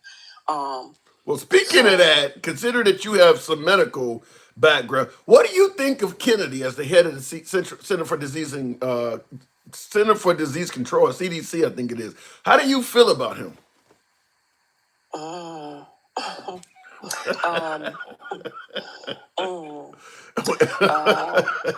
You start moaning like that. Yeah. Go ahead. I get asked this question every day. I always tell people, consider the source, right? Mm-hmm. When you're getting information, you always consider the source. Where they were educated from. Where are they pulling their information, their, statistics, their numbers, and things of that nature. And, when you're in leadership, you kind of have to take your beliefs out of it. What you believe, what you personally believe, what you want to personally do for your children and your family. You have to kind of, take a step back and, to take everything away. COVID, that was just mismanaged. Fauci, yes, all of that was mismanaged. But now to take away all of these vaccines, if it goes through with Florida, other states will follow. Other states will follow. Yeah, I mean, it does. Certainly, it's going to likely be other states that are down near Florida. I mean, I don't expect to see Massachusetts doing this, but I could see Alabama or Mississippi or some of those states down there doing this. Yes, absolutely. And I just wanted to say to the gentleman, MAGA, MAGA what his name was. Yeah, MAGA reacts. Chicago is not. I don't even think Chicago's in the top 5. Okay, so it's not. St. Louis, Missouri, Memphis, Tennessee, Baltimore, Maryland. Those are the cities. New Orleans. Those are the cities that you think of before you think of Chicago.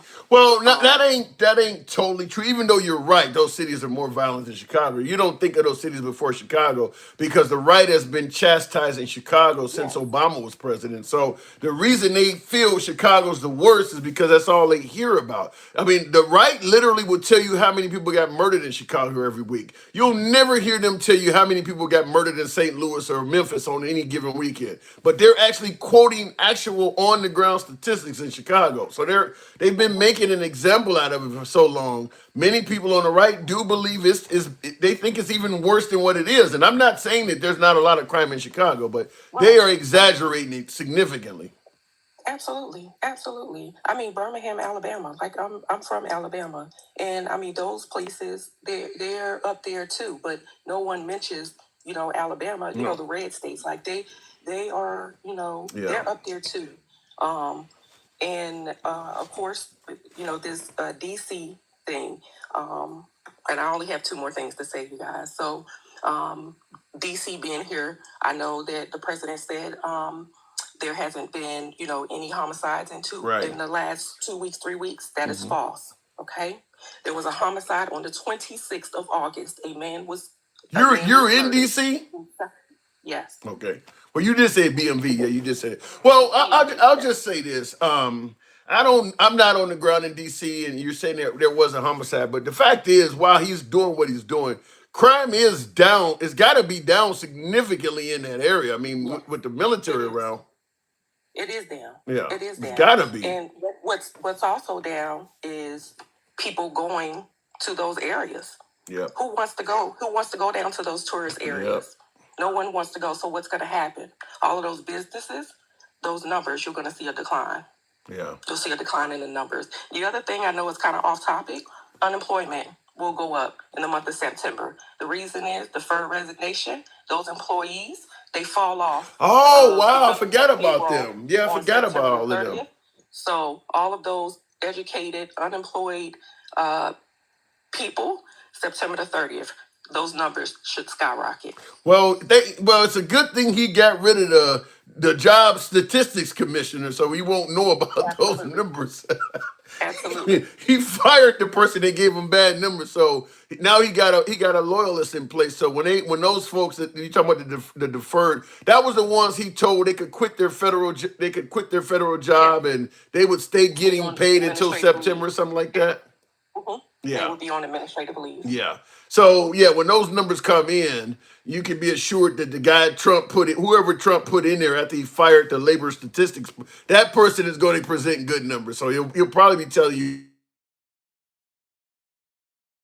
somebody in there that's going to hook it up. Absolutely. Appreciate it. Thank you. Come on back anytime. All right. Excuse me. Now, moving on with the program. Damn, I got a air bubble in my throat there. The lady making all these false predictions. Wow, she must be a gypsy. She can see into the future. Well, we're talking politics. So listen, and I get your point. Are the predictions she's making false? There's no way to know. Just like you're saying she can't make these predictions, she don't know if they're true. There's no way you know if they're false.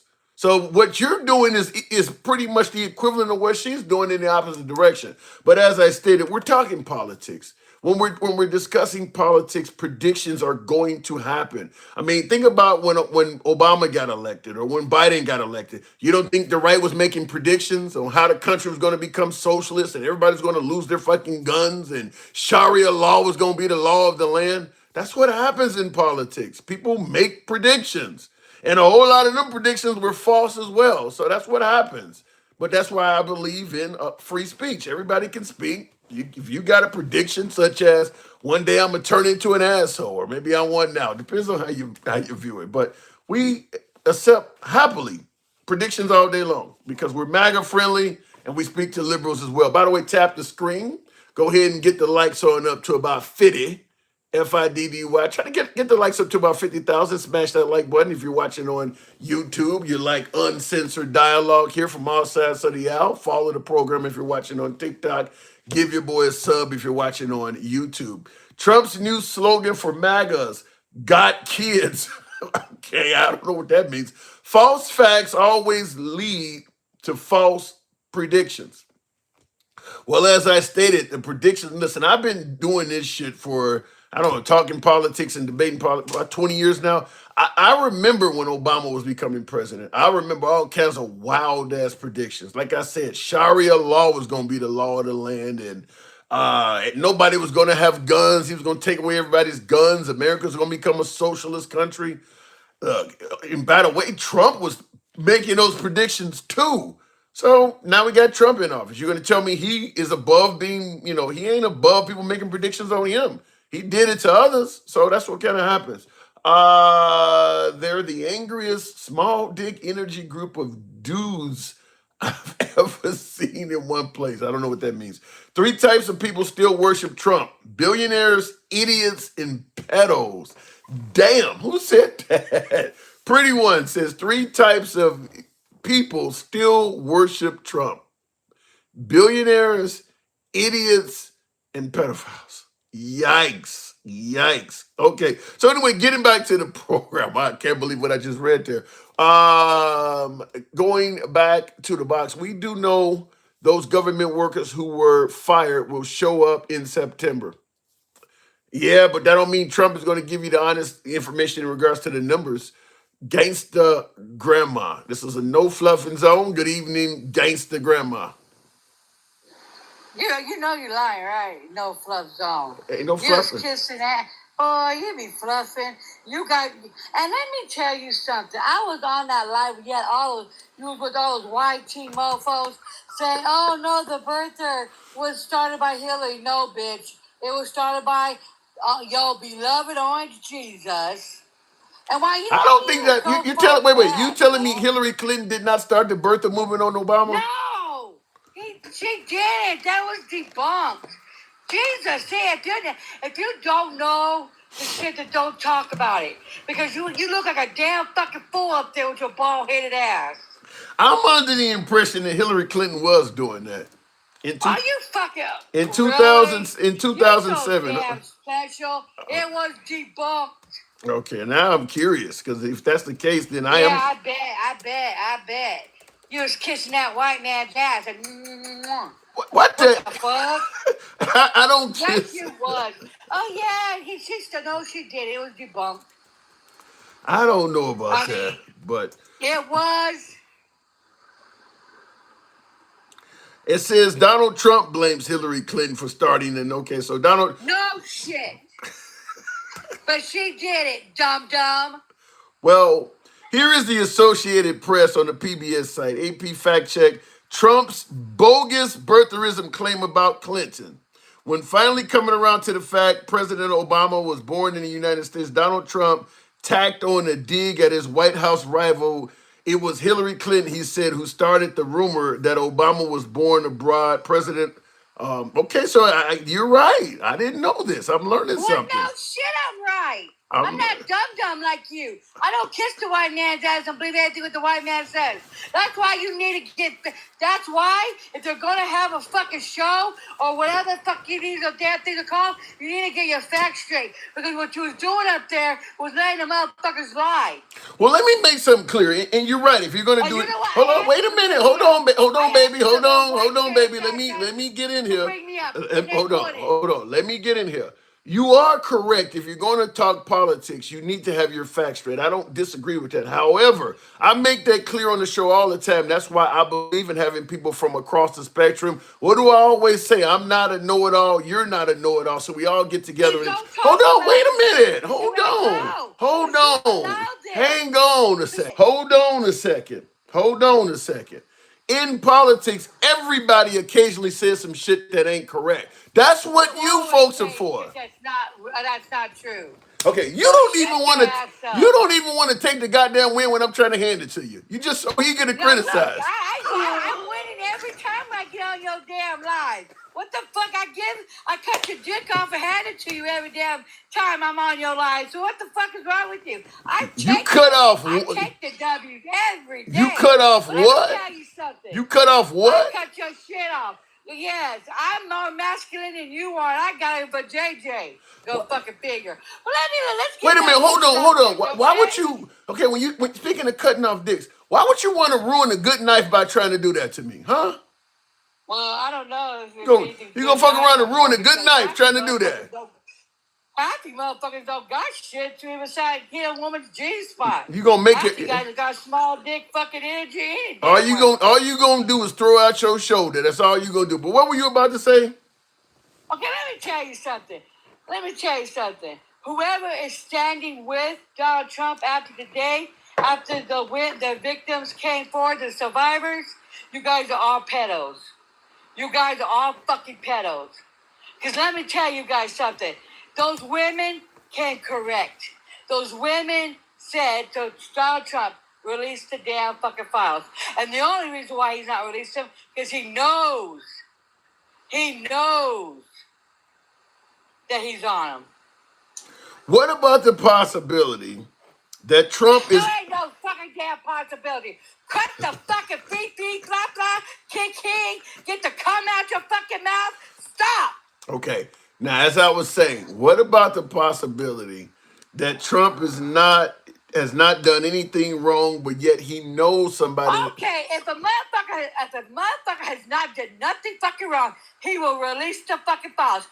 I promise you, he would. An innocent man will release the fucking files and let the chips fucking fall and let everybody go fucking down, right? Okay. But he as I was saying, what about the possibility that Trump has done nothing wrong, but he actually knows somebody that is on the list or in the files that may be harmed that also done nothing wrong, but the information looks bad, so he's trying to protect them?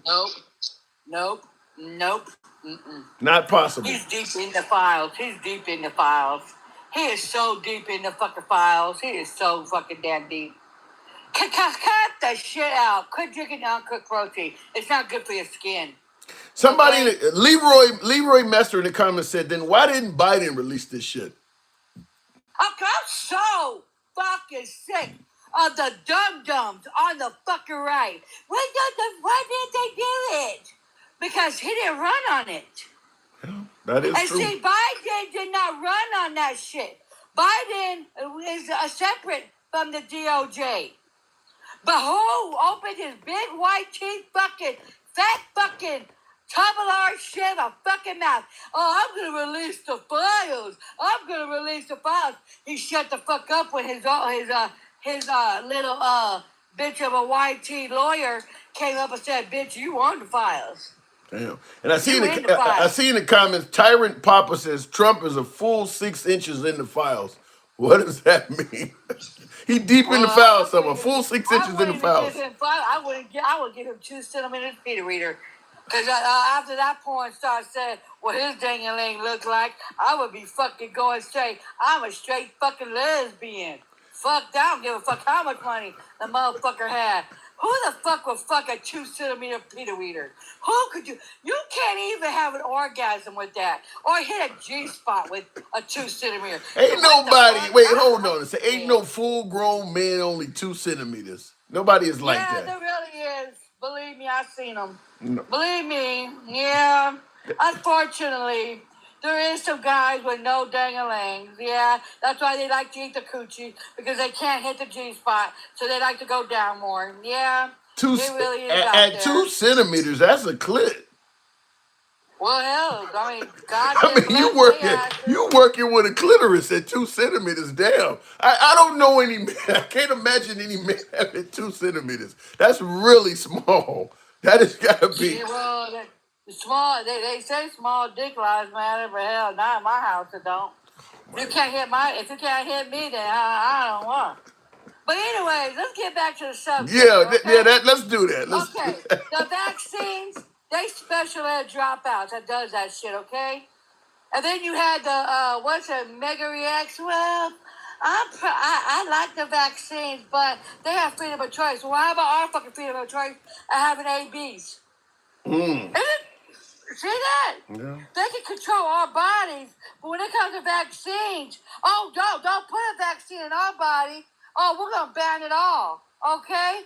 But when it comes to regulating a woman's body, we don't have a say, right?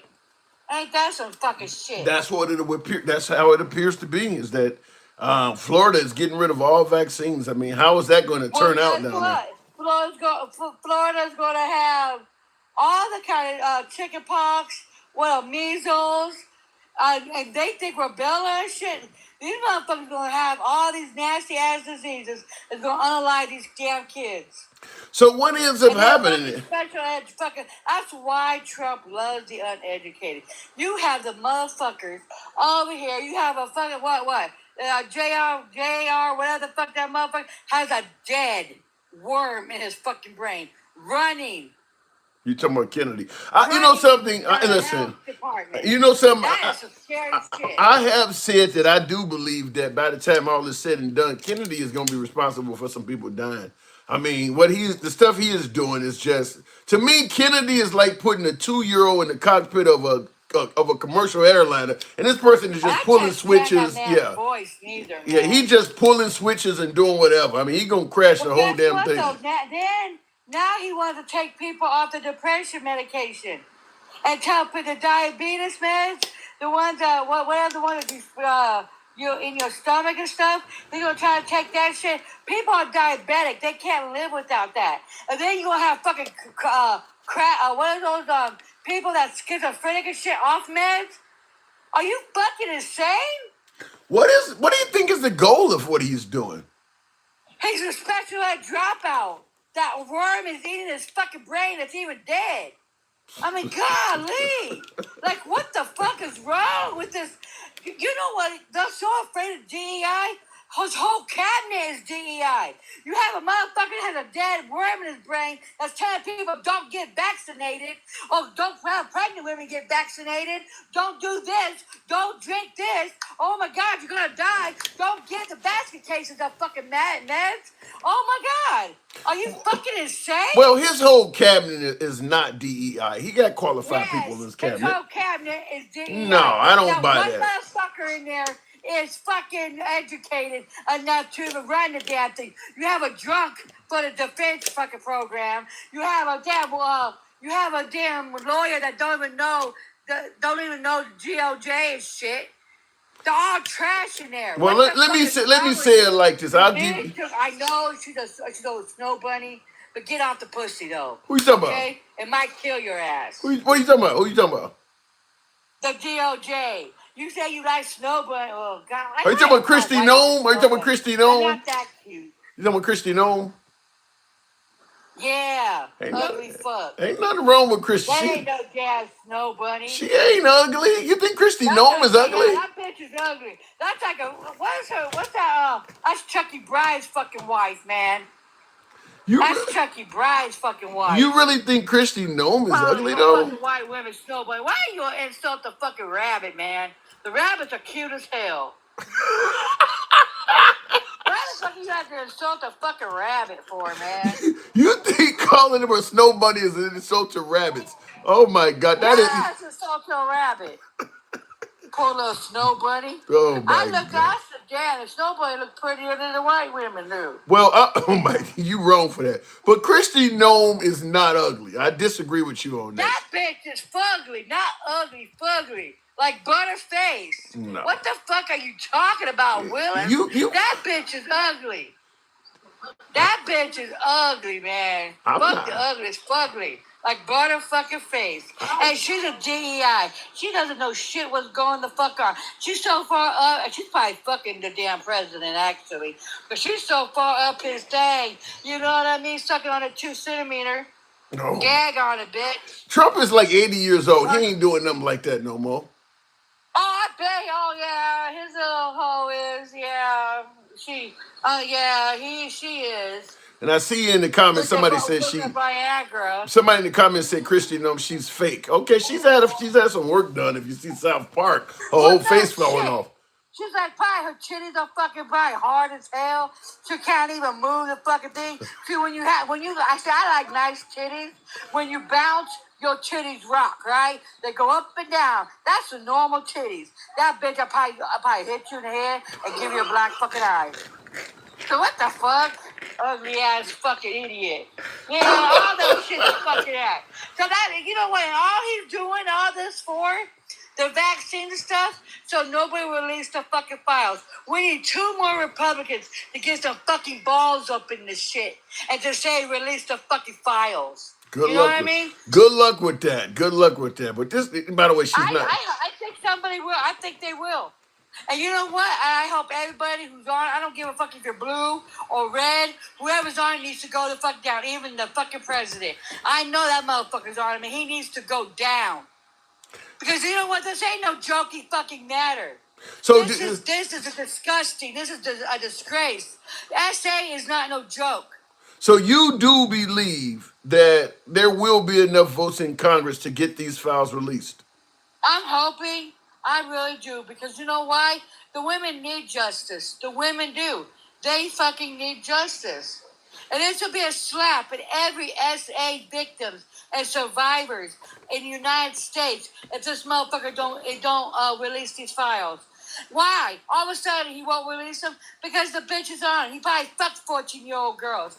Did you hear the stories? After the age of 16, they throw them away like trash because they're too old?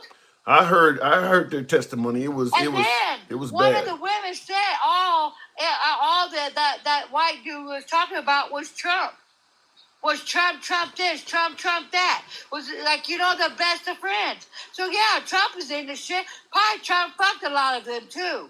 Well, you got a couple detractors, let's say, in the comments. I got Matt Farley telling me to read this. Apparently they didn't like my last caller. TikTok just took my last caller down. But Matt Farley says, read my comment, brother. The bitch talking right now on your live stream looks and smells like she eats glass and eats ass. Who eats glass? Damn, Matt. Be kind to the guests. Gangsta Grandma, we can try to appeal that. Apparently you got haters in the audience. You already know how that works. We don't block Banner Censor or anybody, but it took down Gangsta Grandma.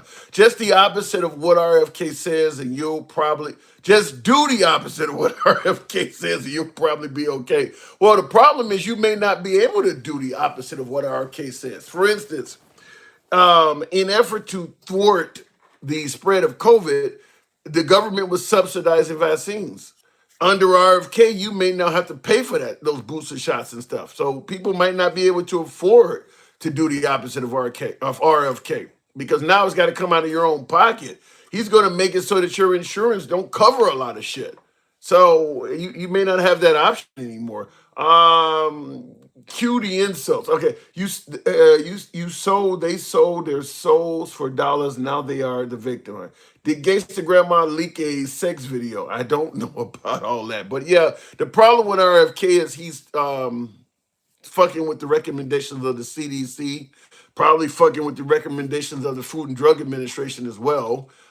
Even the ingredients you can put in kids' cereals and things like that. He's fucking with all of that stuff. So, a lot of your health benefits and things like that, they go by the recommendations from the CDC and stuff like that.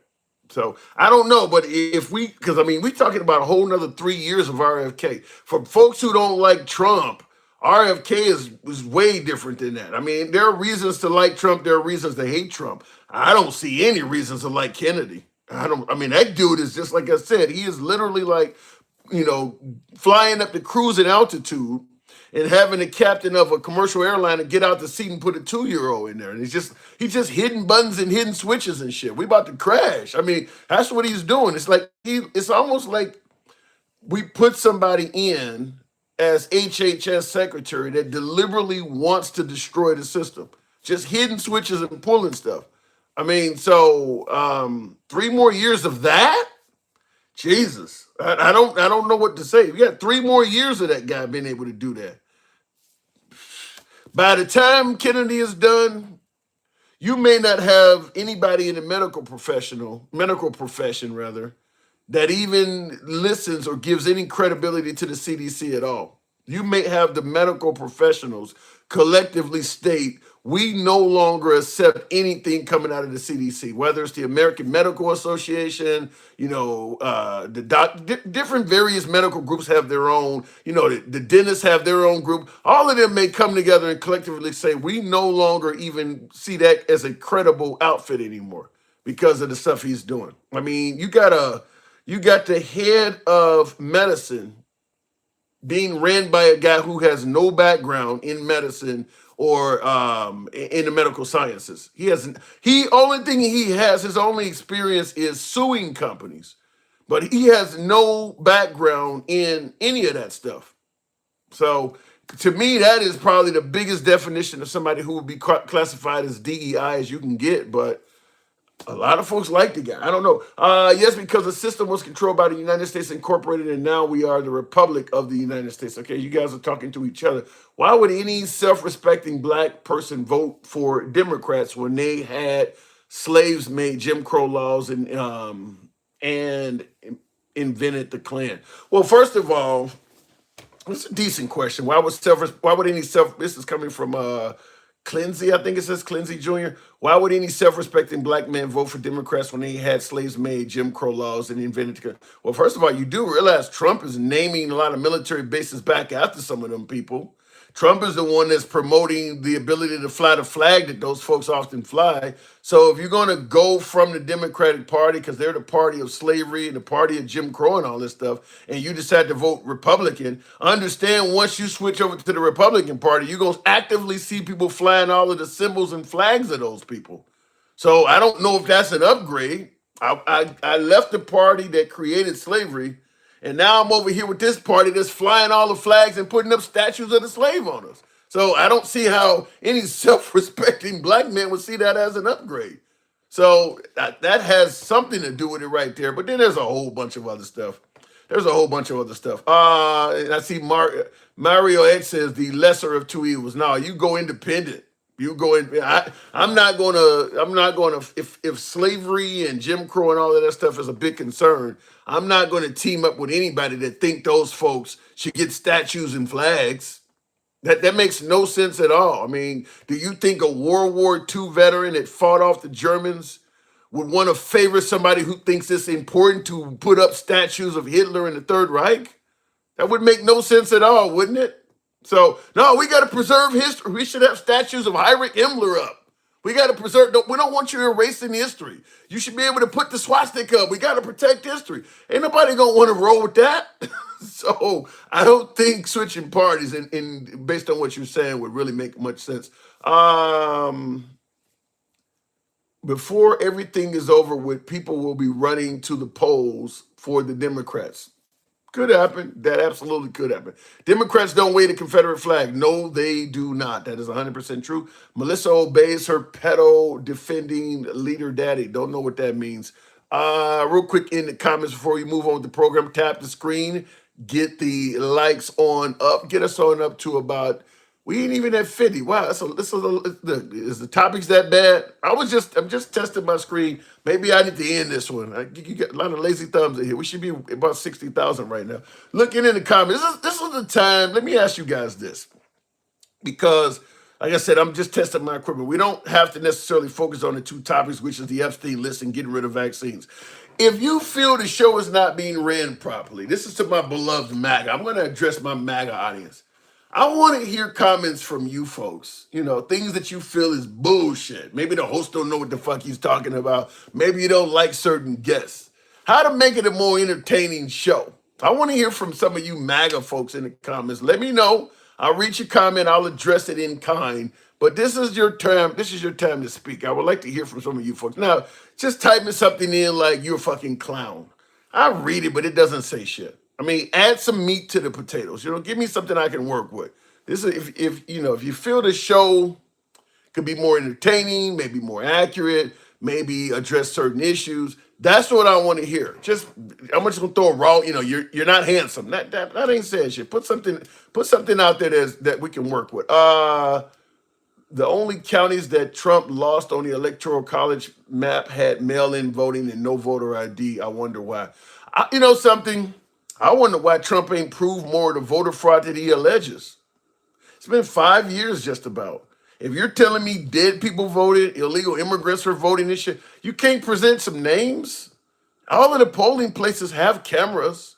So you can't show us some video footage of people you can show that is verifiably here illegally going in to vote? I wonder why it's been that long and he ain't showed no proof. Yeah, he's trying to ban mail-in voting now, and he's saying that this causes fraud and that. But all of the allegations he made in 2020, how much of that shit is he actually proven? How much of that's now? I get if you're MAGA, you believe what he said, you believe the Democrats cheated, but how much actual proof have you seen? That's all I'm saying. Because if I see the proof, damn it, I would be on your side as well. How much actual proof has he presented that people were cheating and things like that? He was saying Dominion voting machines switching votes from Trump to Biden. Where's the evidence of that? Fox News went to court and lost $750 million trying to defend that bullshit. Newsmax lost $67 million trying to defend that bullshit. Rudolph Giuliani claiming that they were switching around USB drives like vials of crack. Had to pay Ruby Freeman and Shay Moss a ton of money. I see more stuff that Trump said in regards to the 2020 election that has been proven to be false than I have proven to be true. Yet for some reason, MAGA believes most of the stuff he said is actually accurate. I just want to know, what is it based on? Tim, you just need to open up your mind a little bit and start researching stuff that's outside of your box, because sometimes you have no clue what you're talking about. Well, right now, okay, fair enough. Right now, we're talking about the 2020 election. I shouldn't, if Trump is claiming that dead people voted, I shouldn't have to research that. If he makes that claim, he should have to show that. Shouldn't need any proof of that. You should not need to go research his claims. You said it, prove it. Prove it. So I think in a case like that, sometimes the other side is saying things that they don't know what they're talking about. Because Trump made in my opinion, and I watched 2000 Mules a half a dozen times. We did several shows on 2000 Mules. That show was probably the most ridiculous attempt at showing election fraud I've ever seen. It was just loaded with assumptions. And then at the end of the show, they got this little math equation saying this many ballot box stuffed and this, and it multiplied and said this is how many votes would have went for Trump. If you don't know what's actually on the ballot, how can you prove that when somebody's walking and stuffing in a bunch of ballots in a mailbox that they're all for Trump? I mean, they're all for Biden. He just assumed that everything that he saw that looked suspicious was in favor of Biden. You have no proof of that whatsoever. If somebody is constantly going by the same polling place, or they're stuffing a bunch of ballots in a mailbox, how do you know they're not doing that in favor of Trump? How do you get to just assume it's being done in favor of Biden? That was a terrible, terrible attempt. Talking about Dinesh D'Souza in 2000 Mules, that was a terrible attempt at showing that election fraud took place. And so on YouTube, look up voter machines being hacked. Well, but once again, Clincy Jr., proving that something can be done, proving that something can be hacked, does not show proof that it was hacked. Not only, okay, let's say you can prove that you can hack into a Dominion voting machine. That alone ain't enough. You got to prove that somebody did hack into the voting machine and they did switch a vote to Biden. Just proving that you can get access to the machine doesn't give you the right to leap all the way to, I know somebody went in this machine and cheated on behalf of Biden. You can't make that leap. So even if you can prove that the machines can be hacked into, that alone that would be like your house gets broken into and you accuse me of breaking in your house.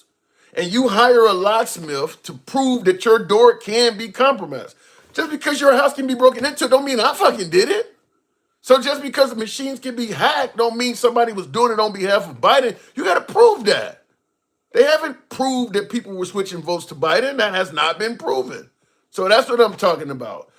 All of the claims that Trump made in regards to the 2020 election, they don't, and so in Dinesh D'Souza as well, with 2000 Mules. Those claims do not work unless you add assumptions to it.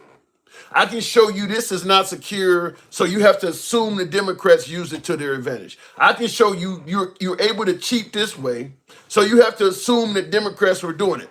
You got to prove that stuff. And they didn't prove any of that stuff. They didn't prove any of that. I can show you that polling places are closing the windows so we can't see what's going on. So you got to assume they're cheating inside of there. You can't just make those assumptions like that. And that's what Trump was doing throughout the 2020 election. Nothing he said was ironclad without you having to assume something. The same thing with Rudolph Giuliani, talking about they're passing around USB drives like vials of crack. Okay, they passed around a USB drive. But you got to assume that there's something on it that favors Biden. You don't know that. You don't have access to the drive. So none of Trump's claims works unless you add assuming to it. You know, I can show that you can, I can show that you can vote without using an ID. Okay, so you got to assume that somebody did it on behalf of Biden. You don't have no proof of it, though. So all of that stuff, that's why the courts did not. I remember Dana Perino on the 5 before she was rolling with Trump.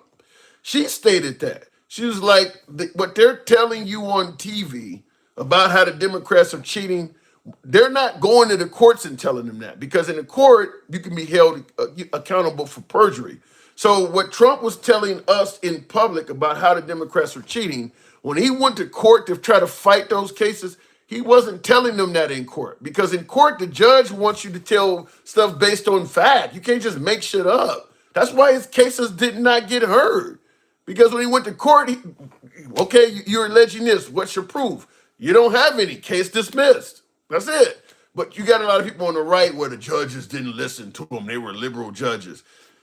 No judge is going to listen to you just making raw allegations with no evidence. No judge is going to listen to that. Doesn't matter what side of the aisle they're on. They're not going to listen to that. That's why all of his cases were not getting heard. What he was telling you and I works fine. Listen, if you lean right and you already believe the liberals and shit cheat, you don't need to be told much because you already believe it. But when you go to court where things are done based on evidence, they're going to want to see proof. And he wasn't able to bring any of that. You're a black man supporting Trump.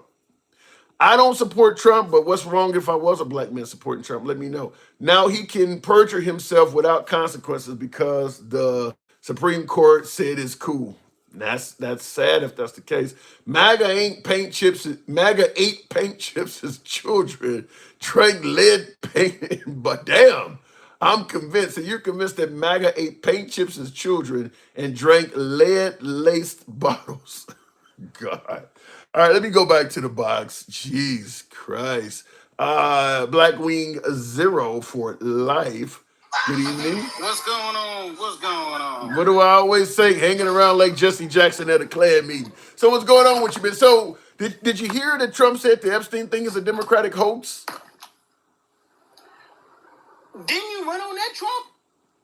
How is it a Democratic hoax if your ass was running on it? That's a good point. I'm really going at this. You said you were gonna put the file. You said you were gonna put the files out, but not realizing your name is still on that file. Here's one thing I gotta. Even though I hate basic this man with a passion, I'm literally saying this. Jeffrey Epstein literally had their paperwork on everybody that came to his island, was on his plane, everything else. To know that he had them people at the palm of their hands. I hate to admit, evil knows evil. Like seriously, the flight plans, the names of basically the victims.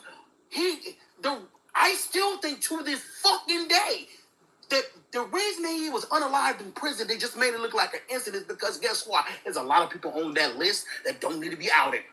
Wow. So you don't buy the notion that he took his own life. Say it again? You don't buy the notion that Epstein took his own life. I don't think he'd take his. Here's the thing. Let me just tell you this from real talk, bro. They tried to basically do that to Jeffrey Dahmer. Remember that? We knew who basically whooped his ass. Yeah. And I just want to put this out here. He has something to basically credit himself. The only problem is though, when Epstein was basically on trial, he wanted full immunity from what he has done over the past 18 years. Here's the thing, though. I know there's people on that list that's powerful. Think about this, handsome liberal. How is the damn organization called NAMBLA still existing today and actually getting federally funded? NAMBLA's getting North American Man Boy Love Association. They're getting federally funded? Yep, they've been federally funded since the 80s, bro.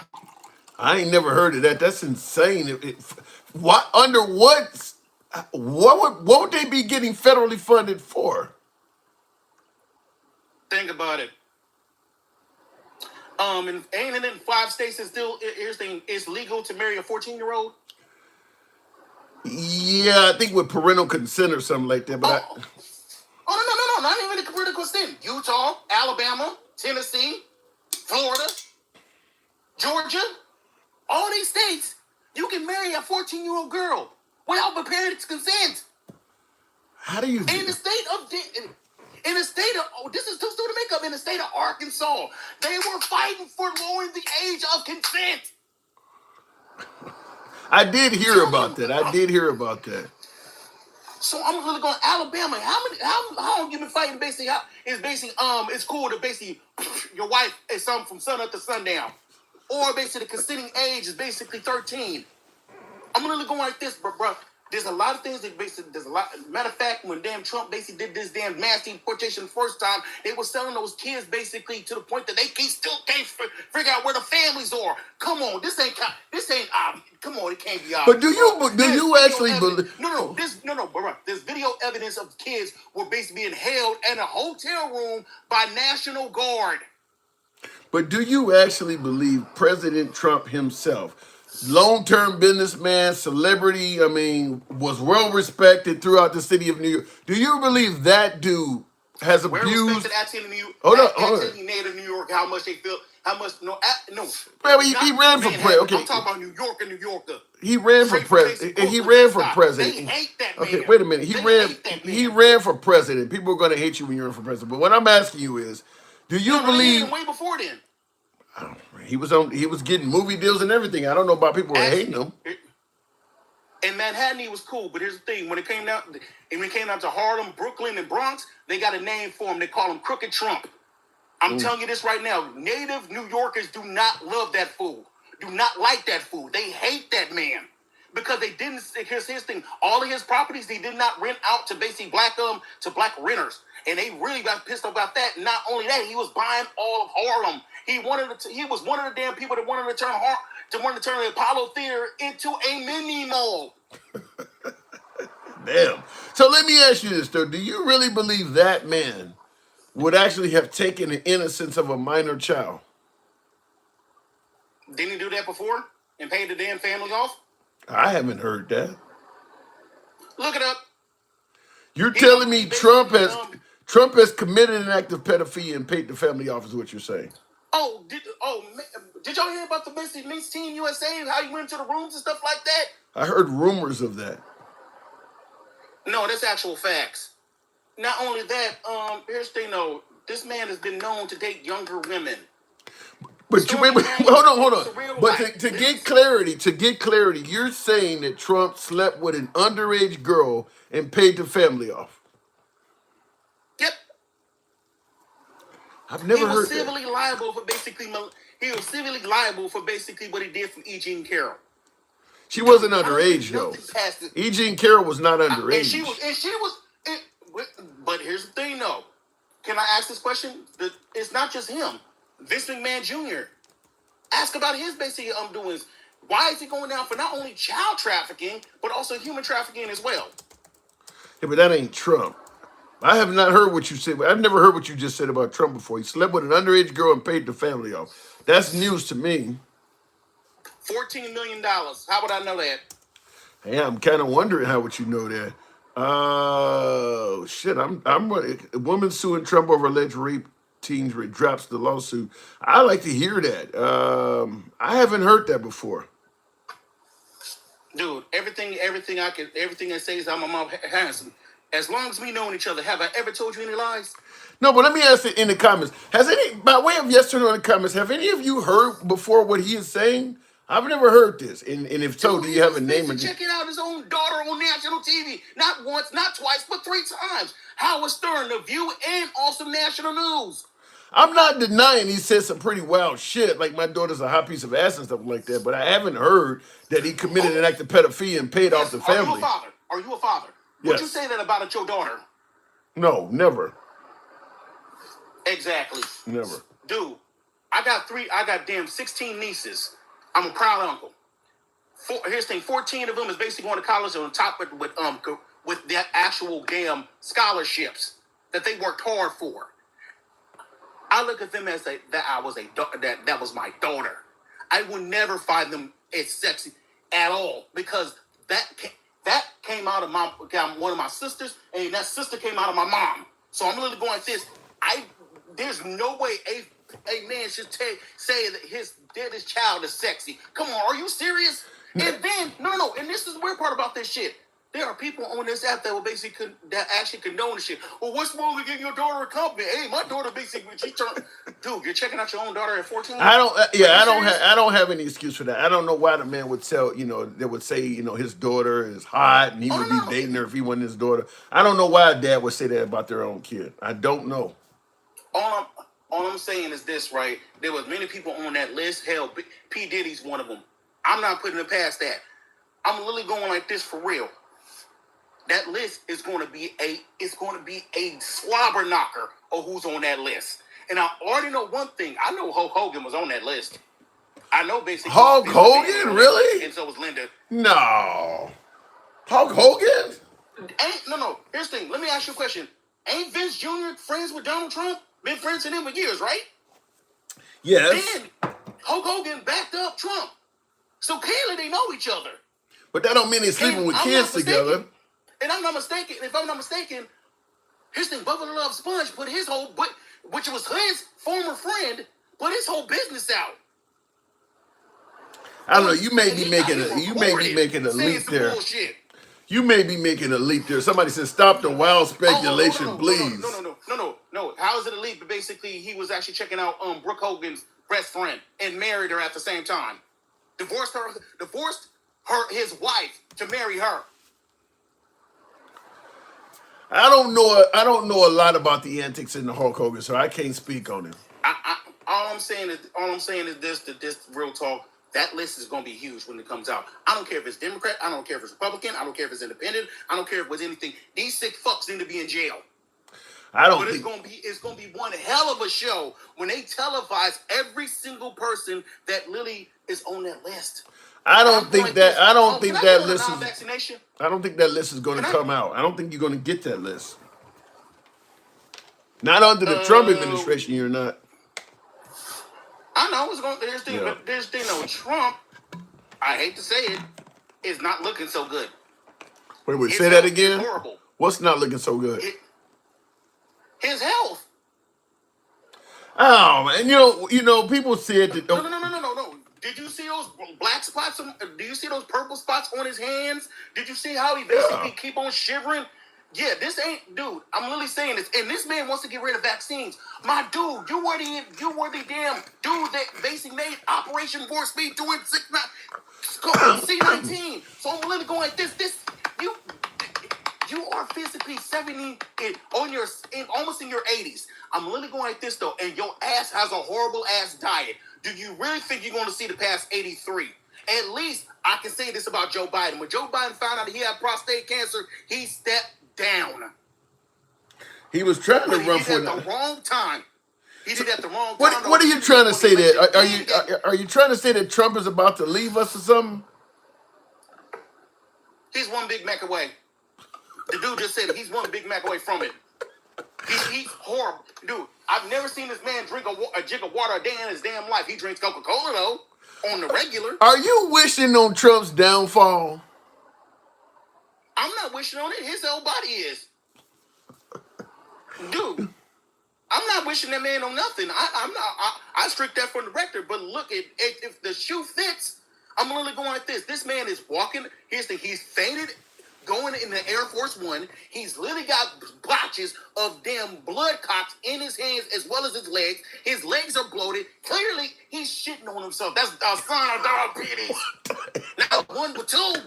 What the hell? I've been a nurse for almost 40 years. Let me tell you. My mother was going like, no, he ain't got much time. He ain't got that much time. His damn alien on his head is falling off. So I'm going like this. He really ain't got no much time either. Do you think he can finish it? Do you think he can finish his term? He got 3 more years left. No. He's gonna go out. No. Health wise, no. So hold on, hang on. Black Wing Zero, on this day, so this is September 3rd, you are predicting that due to health, Trump will not finish his full term. Yes. Wow. That's one of the reasons, but that's not the only reason. He's already fucking up within a year. We lost, here's the thing, 3 states are now broke.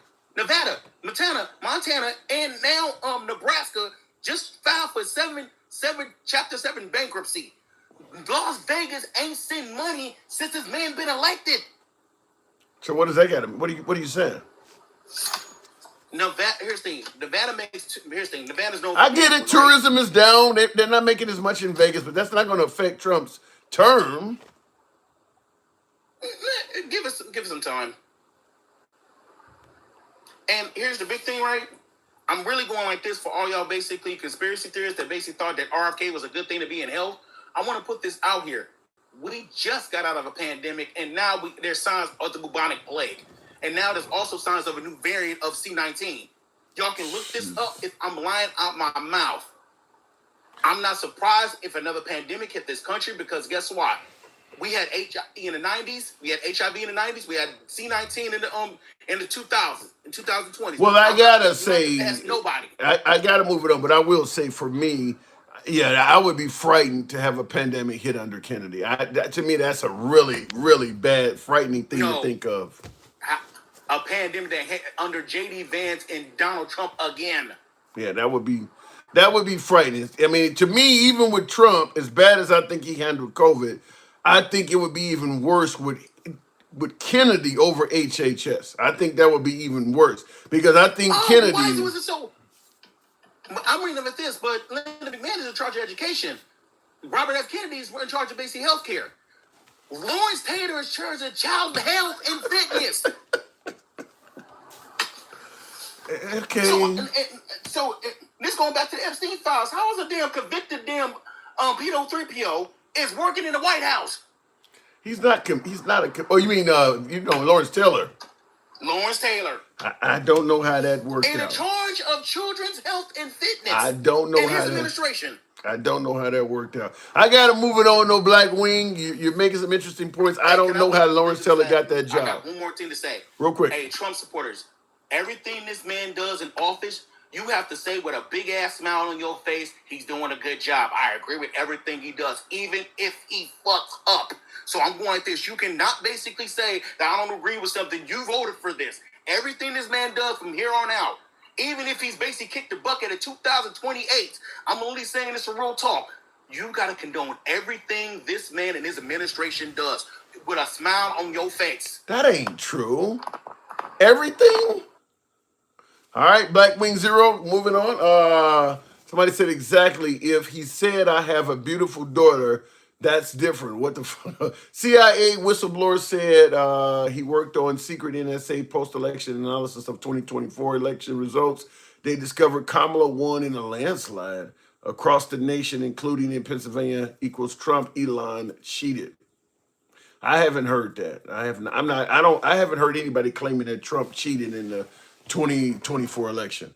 Now, I actually believe Trump won the 2024 election because I think Kamala Harris made for a poor candidate. But the 2020 election, yeah, I'm fairly certain Trump tried to cheat in that election. I feel confident that in the 2020 election, Trump versus Biden, he tried to cheat. He said so many things at this point that he has not proven.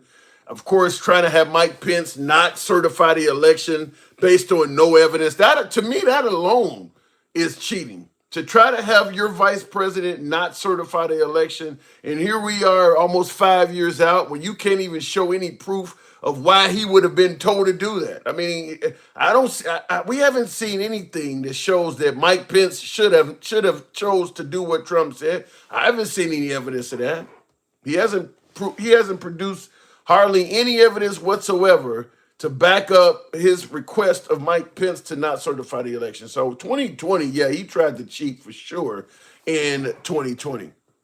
And I hate what he ended up doing to MAGA at the Capitol building on January 6th, because when they showed up on January 6th, that's only like 2 months and about 2 days after the election was held. Attorney General Barr was still investigating some of Trump's claims. There was no reason, considering that they hadn't even come to a full conclusion on the claims Trump was making, there was no reason that they should have been acting that crazy on January 6th. You don't even know what the actual investigation is going to produce. You guys are acting this way solely based on feelings. Trump is telling you something, and you're acting the way you are based on what he's telling you. He's obviously not proving anything to you because, of course, his attorney general is still investigating his claims. So there's no reason you guys should be at the Capitol building acting this way right now. Now, if you showed up in April or May or something like that, we could talk about it. But you're here only 2 months later. There's no reason you guys should be acting like that. If you had grabbed anyone out of the audience, amongst the protesters, whatever you want to call them, love fest, insurrection, whatever you want to call them, if you had grabbed any of those folks and said, tell me why you're here, and they told you stop the steal, and you asked them, give me some evidence for why you feel confident the Democrats are trying to steal the election, they would have had nothing to give you other than claims that were being made by Trump. It's only 2 months. They ain't seen nothing. Well, when I went to sleep, Trump was up, and when I woke up, Biden was winning. That's not evidence. There's no way in the hell they should have been acting like that on January 6th. They had nothing concrete at all other than, as I said, what Trump was telling them. And that was enough for them to act like that. Let's not forget that Alex Acosta, who gave Epstein the sweetheart deal, was a cabinet secretary in the first Trump administration. Once it was discovered, he had to resign. Fair enough. The NSA discovered a precinct in Pennsylvania where results were mysteriously showing Trump won by 80% to 20% over Kamala. But upon forensic analysis, turned out Kamala won in a landslide there too. Like I said, until I see evidence presented, my belief is that Trump trounced Kamala Harris. Until I see I'm not going to just buy into that. The same way I don't buy into Trump claiming he won the 2020 election by a landslide. In the 2020 election, unlike the election you're talking about between Kamala and Trump, and I do believe Trump beat Kamala Harris soundly, but at least that election is less than a year old. The 2020 election is far enough back that if Biden had cheated and Trump won by a landslide and now Trump's president, he would be proving that. He would be showing you evidence. The fact that he's showing you no evidence at all is extremely telling. And I do believe history will show that Trump tried to steal the 2020 election. Because unless something changes of significance, right now it really amounts to him just making a bunch of claims with no proof. That's what we really have to go on from the 2020 election, is that Trump said it was stolen. Trump said he won by a landslide. He made a lot of allegations and he has not proven any of that stuff. So I do believe history will not be kind to him in regards to the 2020 election. And I see in the comments, Whiplash Woods says Trump did win the 2020 election. Arrogant, ignorant fool. Well, like I just stated, if there is evidence proving that claim, I'll be the first to eat crow and concede. But right now, there's no evidence that Trump won the 2020 election. None whatsoever. Not to mention there's a whole bunch of stuff Trump said about the 2020 election that has been proven false. Proven that he was trying to cheat, such as the fake electors and all that stuff. I mean, there's a bunch of stuff in there that's been proven the other direction. So no, he didn't win the 2020 election. Now, I see in the comments the common question you get, well, what happened to the 20 million votes? That's a question to be asked. But as I always say, just because you can point to something that you think looks suspicious doesn't give you the right to assume that Trump won by a landslide. Like somebody pointed out, the Dominion voting machines can be hacked. Okay, but that doesn't prove that somebody actually did hack into them and switch votes to Biden. What happened to the 20 million votes doesn't equate to Trump won by a landslide. It does not equate to that. So what you're doing is what MAGA often does. Anything about that election that looks suspicious at all whatsoever, they automatically take that as being, it would have worked out in Trump's favor, so we're going to give it to Trump. You can't just make that fucking leap like that. You got to be able to prove that. You can't just assume and make a leap like that. What happened to the 20 million votes? So I assume that they were cheating and that those would have went to Trump. You can't just make that leap. You got to prove that. And the proof is shortcoming, to say the least. What nation sends out ballots to everybody in the country? Even when you look at the mail-in ballots, understand that if you're going to cheat by mail, the Republicans can cheat too. Whatever method a Democrat would use to cheat, a Republican can use that method too. So you cannot just assume that if the mail-in ballots present an unsecured way to vote, all the cheaters are going to be Democrat. You can't just assume that. Once again, you got to prove that. If you're going to say that people are cheating by mail-in ballot, you got to prove that they're actually doing it and that they're doing it for the guy or girl running against Trump. This is where the problem is that the right is just saying, this is insecure, this can be hacked into, you can illegally vote this way or that way. So we're going to assume any fraudulent method you can use to vote was used by the Democrats and that they cheated. You can't do that, because every way you can cheat to vote, the Republicans can use that method too. The problem is the Republicans that support Trump have the mindset of Democrats cheat, all Republicans are honest. You cannot make that assumption. Certainly in the 2020 election, when you were able to prove some Republicans were trying to cheat. So that's where the problem is. Like I said, if proof is presented, I would step up and say, yeah, it looks like Trump won. But that's just not what's happening.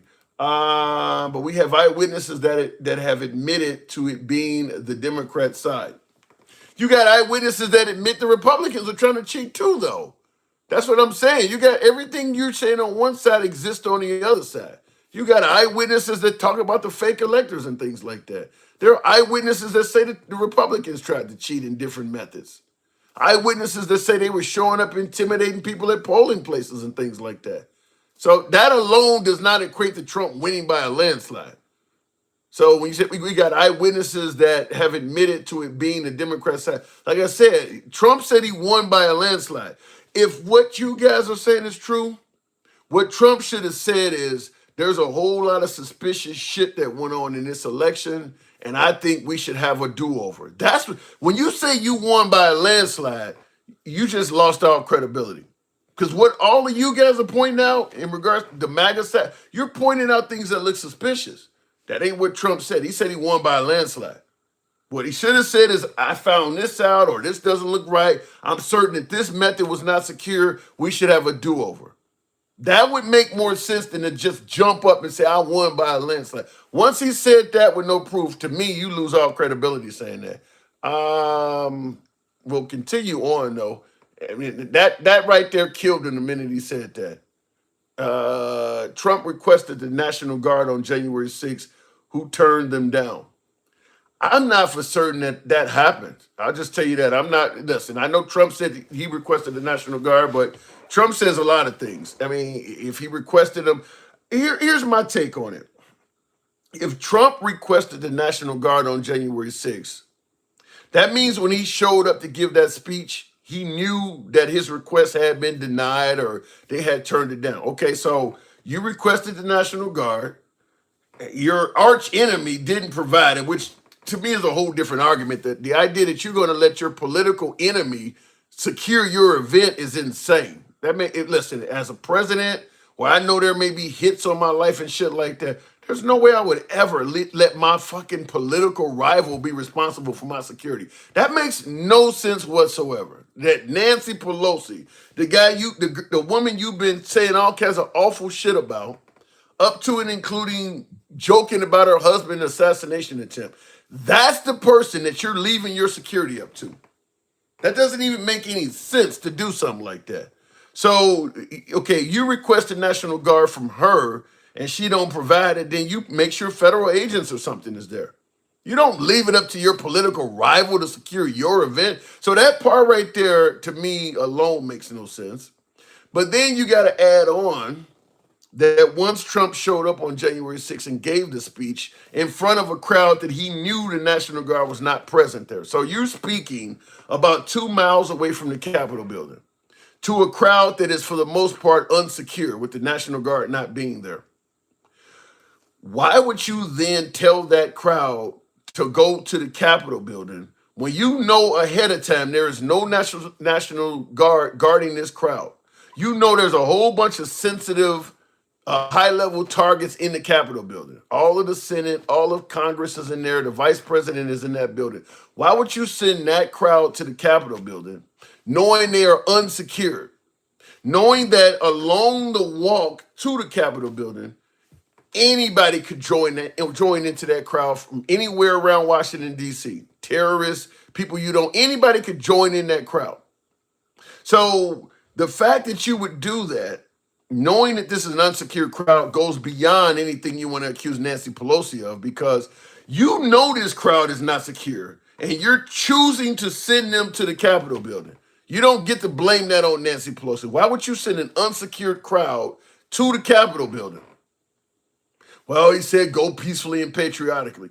You don't even know who the fuck these people are. You don't even know if new people joined in the crowd. Why would you just think, listen, if I could tell the crowd to go peacefully and patriotically, and I know they're going to do that, then I don't need the National Guard to begin with. Why would I need the National Guard if my words are that powerful? So the whole notion of he said go peacefully and patriotically is, you don't know who these people are. It could be Antifa.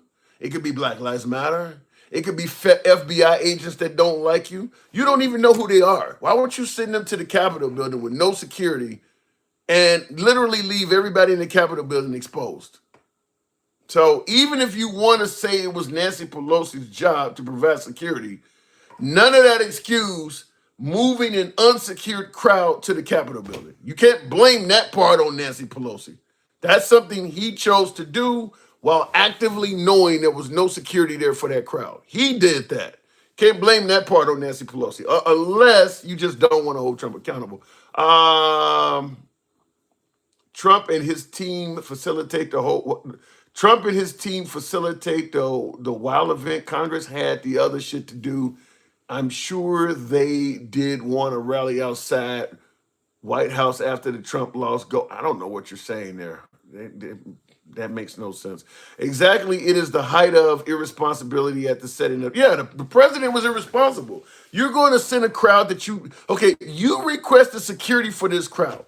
This crowd the security you requested is not here. So you know the crowd that you thought should be secure is not secure. Why would you send them to the Capitol building? At some point, Trump has to be negligent in this because Nancy Pelosi wasn't asked to guard the Capitol building. So even if she had provided the National Guard, she wasn't told to guard the Capitol building. So at some point, like I said, unless we just want to give Trump a pass, he has to be negligent in this somewhere. Some of this is him being negligent because there's no reason you should move a crowd. Everybody ain't been patted down. Everybody ain't been searched for weapons. The route from where he gave the speech to the Capitol building is not secure. So when you say let's march to the Capitol and I'll be with you, other people that was not at your speech are free to join in. People from anywhere in town, people coming up, anybody could join. You're sending that totally unsecure crowd under that circumstance to the Capitol building. How is he not responsible for at least some of that? Just unsecure crowd. This guy has security around him 24/7. He had security around him 24/7 as a civilian before he became a politician. He knows the importance of security. You don't get to do all that and say, well, it's Nancy's fault. Unless you don't want to hold Trump accountable for something that's clearly negligent, you should see what he did at the very least is negligent. Trump 2028, long live the best president ever. Long live. You know, real quick, I do want to respond to that.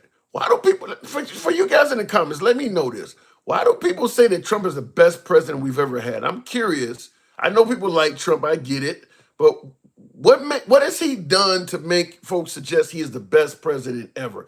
Give me 3 of Trump's biggest accomplishments that would put him above everyone. Put him above George Washington, Thomas Jefferson, Abraham Lincoln. Give me 3 of his biggest accomplishments that would make it so that he's the best ever.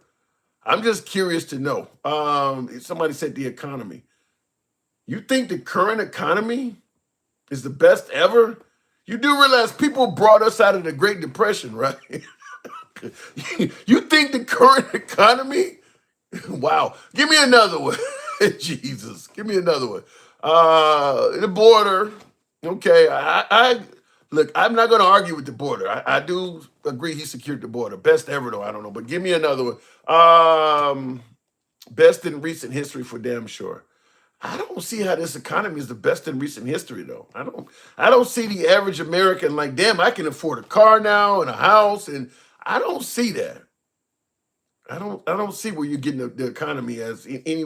I mean, Bill Clinton's economy was run circles around Trump's. He balanced the budget. He had the tech boom. Bill Clinton's economy ran circles around Trump. So he ain't even the best in our lifetime. I don't understand where you're getting that Trump is. I want to give me the 3 things that Trump did that would make him the best ever. Made racism great again, says King Fan.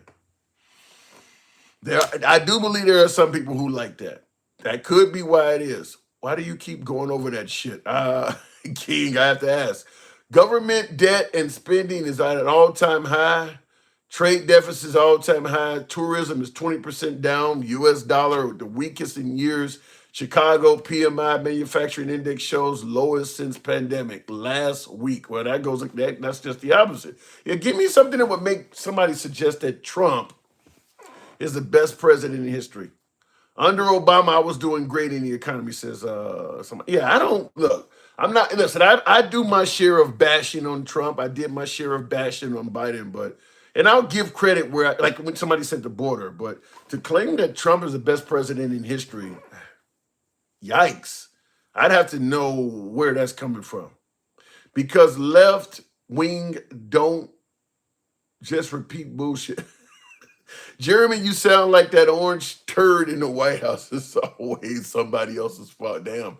All right. Like I said, I'm looking at somebody said I skipped over a comment. I didn't see your comment. Understand, folks, nobody really donates to the program, so everybody's comment looks the same. Only when somebody is making a 99-cent donation or something like that, it changes the screen of the color, or it changes the color of the screen, and your comment stands out. But if you're just typing, your comment looks like hundreds of others that I'm getting. So nobody's comments are getting skipped. Your shit just looks like everybody else. I got 3 screens in front of me. They're all got comments moving on them. Your comment looks just like everybody else's. Left wing makes up bullshit. Shut the fuck up, somebody says in the comments. Somebody says, fuck Trump. All right. Now, Trump said, be peaceful with a big wink. Yeah, and that sounds more like it. When he said go peacefully and patriotically, that sounds more like it. He was saying that shit with a wink. Because, I mean, you don't even know the crowd. You don't even know who these people are. There's no way you can be certain that when you say go peacefully and patriotically, you should feel confident that they're going to do that. You don't know who they are. Could be anybody in this fucking crowd. Dude, why even entertain anyone that genuinely believes this guy is a great president? We need to address the mental health crisis these folks are obviously struggling with. Well, I'm addressing it because I do believe in free speech and letting people speak, and people do believe Trump is the best president ever. I think if I had to give my opinion on why Trump is the best president ever in the minds of MAGA, I think number one is the border. But I think the other two reasons are probably surrounded with something like he goes after the people I don't like. And I like that about him. You know, he's constantly sticking it to the liberals. He's not in favor of all of the LGBTQ shit. Or, he's gotten rid of these immigrants, or, he's going to keep, he's going to get on, he's going to come down on black crime and stop letting these criminals out. It's going to be something like that. It's going to be something like that because when you start talking about actual legislation and policies, there's not a lot there to suggest Trump is the best president in history of any. I mean, just think of it this way. Let's say 25 years from now. That's not very far in the future. Many of us will still be alive, I assume, if we're lucky. Only 25 years from now. What accomplishments from President Trump will we be talking about? If he's the best president ever, there should be all kinds of shit. What about President Trump will still be mentioned? In my humble opinion, it's probably going to be negative shit, like trying to steal the election. That's the kind of stuff that's probably going to be in his legacy. I mean, when you look at Trump's first term, the economy was good until the pandemic hit, but it wasn't like there was some kind of record-breaking economy that we're going to be talking about 20 years from now. I mean, what are people going to be talking about from Trump's presidency 20 years from now? I think it's going to be, the mean tweets, the fighting, the division. It's going to be that stuff. I don't know what he's really accomplishing. I mean, we probably talk about Alligator Alcatraz. I mean, I don't think that's positive. So I don't know what he's done that people are going to be bragging about 20 years. And the further you go in the future, probably the more, obviously the further you go out, the more presidents have come and gone. It's going to be less you'll be talking about. The things Trump has done that are going to be part of his legacy is January 6th, by far. January 6th, first president to be impeached twice. A lot of his criminal history between terms, the mugshot and the felony, that stuff, because that stuff is record breaking. We can argue over whether it was a witch hunt or whether it was, we can debate on that. But that stuff is in the record books. He is on record as having all those felonies. He is on record as having a mugshot. He is on record of being impeached twice.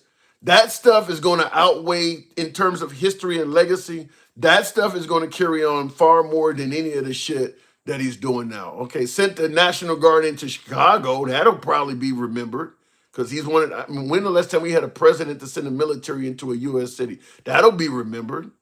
But his economy, ain't nobody going to be talking about the economy now in 25, 50 years. It ain't that great. It ain't that bad. Nobody's going to be talking about that. That's gone. So I think most of the stuff Trump will be remembered for will be some of the stuff that I mentioned, the impeachment, the stuff that no other president went through, the stuff that broke records, made history. His economy didn't make history.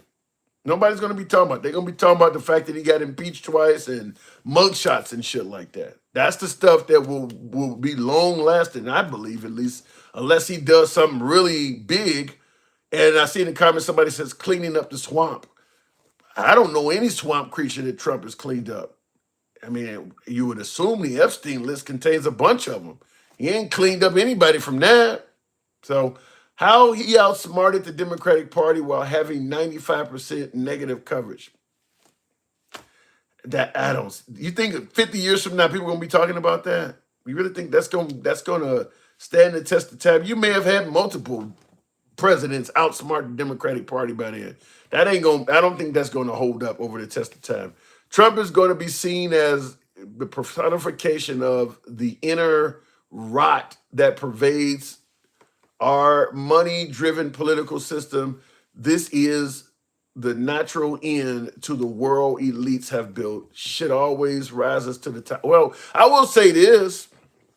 If Russia, North Korea, and these countries make some kind of pact and they get together, Trump will be held responsible for that. That happened under his watch. I mean, like I said, I'm just telling you, I'll give him credit if something's positive there, like the border. But in my opinion, most of the stuff that he'll be remembered for will be negative. Rolling back Roe v. Wade, that's kind of positive, negative, depending on who you ask, but that's a historic accomplishment that goes under Trump's resume. I don't right now. Has he done anything in terms of trans? I don't know if he's actually done anything, passed any laws. Well, kicked him out of the military. That's something that'll go on his resume. Is he kicked trans out of the military? I don't know. Like I said, in terms of things he's done positive, I don't know what is. There's a lot on his resume that'll stretch the test of time, but it's all negative that I can think of because he's done so many things that is the first any president has ever done, but it's all negative. Now, the Space Force is a positive. There you go. The Space Force is something he done that'll be on his legacy that's positive. Operation Warp Speed should be on his resume, but because of how he's been so flaky on whether you should get vaccinated and stuff or not, I don't know how strong that'll be. Operation Warp Speed, saving all of those lives worldwide, should be on his resume. But I don't think it will be because of how he treated the ideal of getting vaccinated. But that is something he should get credit for. He's the one that brought us the vaccine. Like, imagine if Kamala was here, we would be 20 million illegals by now. It would certainly be a lot more of them here than it is now. Look, in regards to the illegal immigration thing, obviously Trump is getting that under control like no other president in history. But for me personally, now each one of us, our life is affected in different ways. I'll tell you, for me personally, what Trump is doing with the deportation shit ain't affecting my life at all.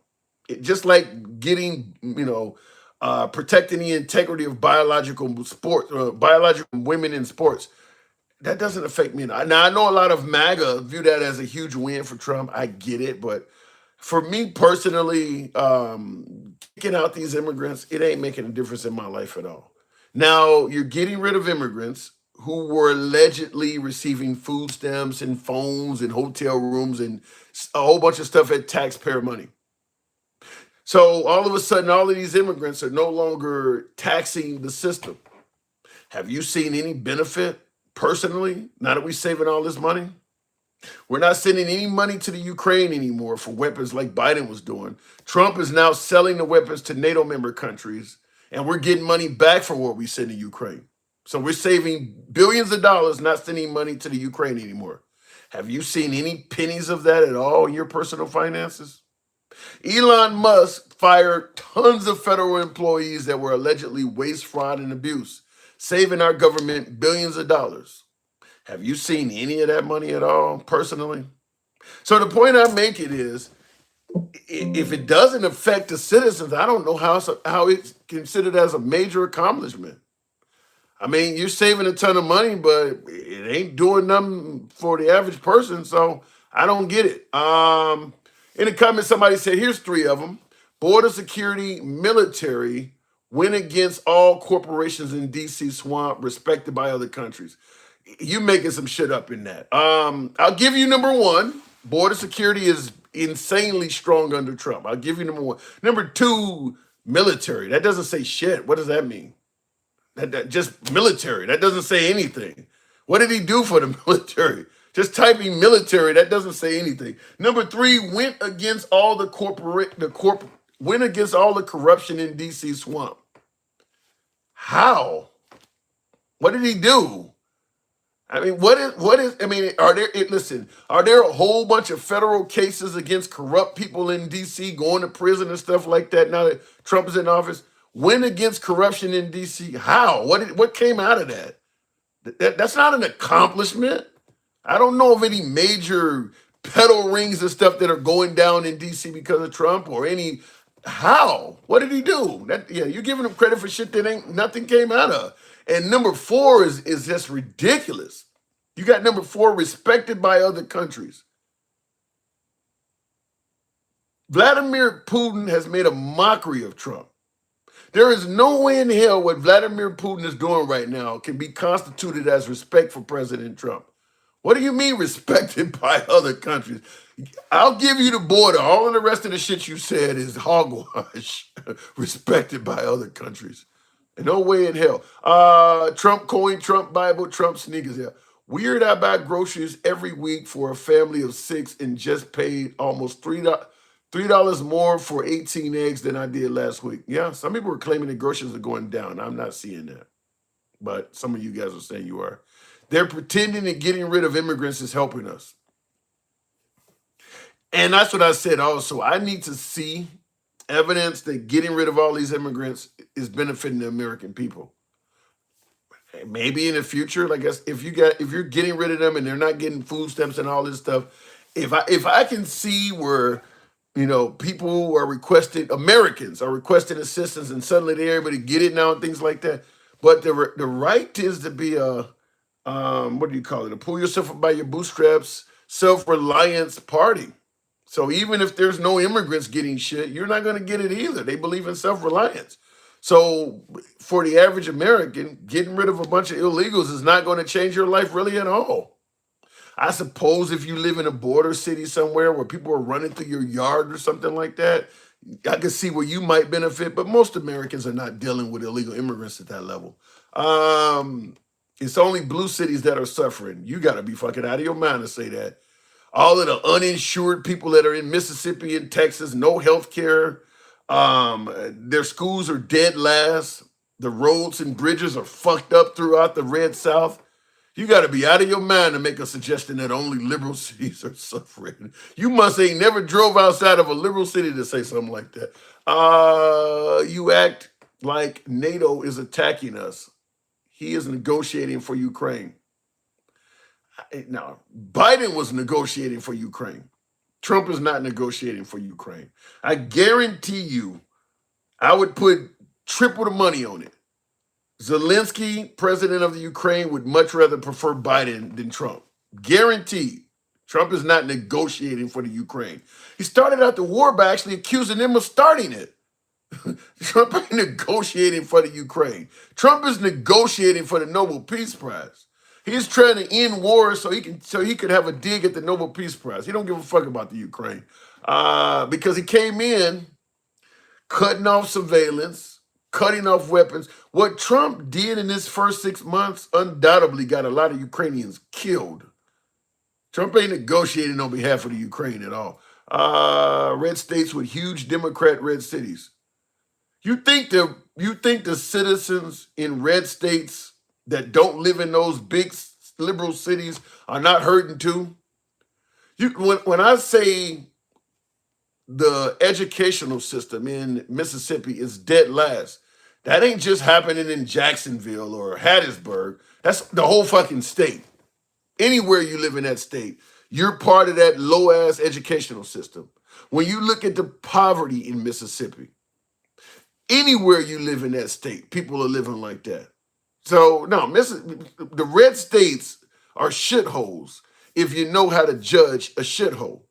There are ways to be a shithole that have to do with more than just crime. Now, the right is only using the metric of crime to make their decision. Fucked up roads and bridges, terrible educational system, a population that nobody has health care, widespread poverty. They're not judging anything on those parameters. They're just going solely by crime.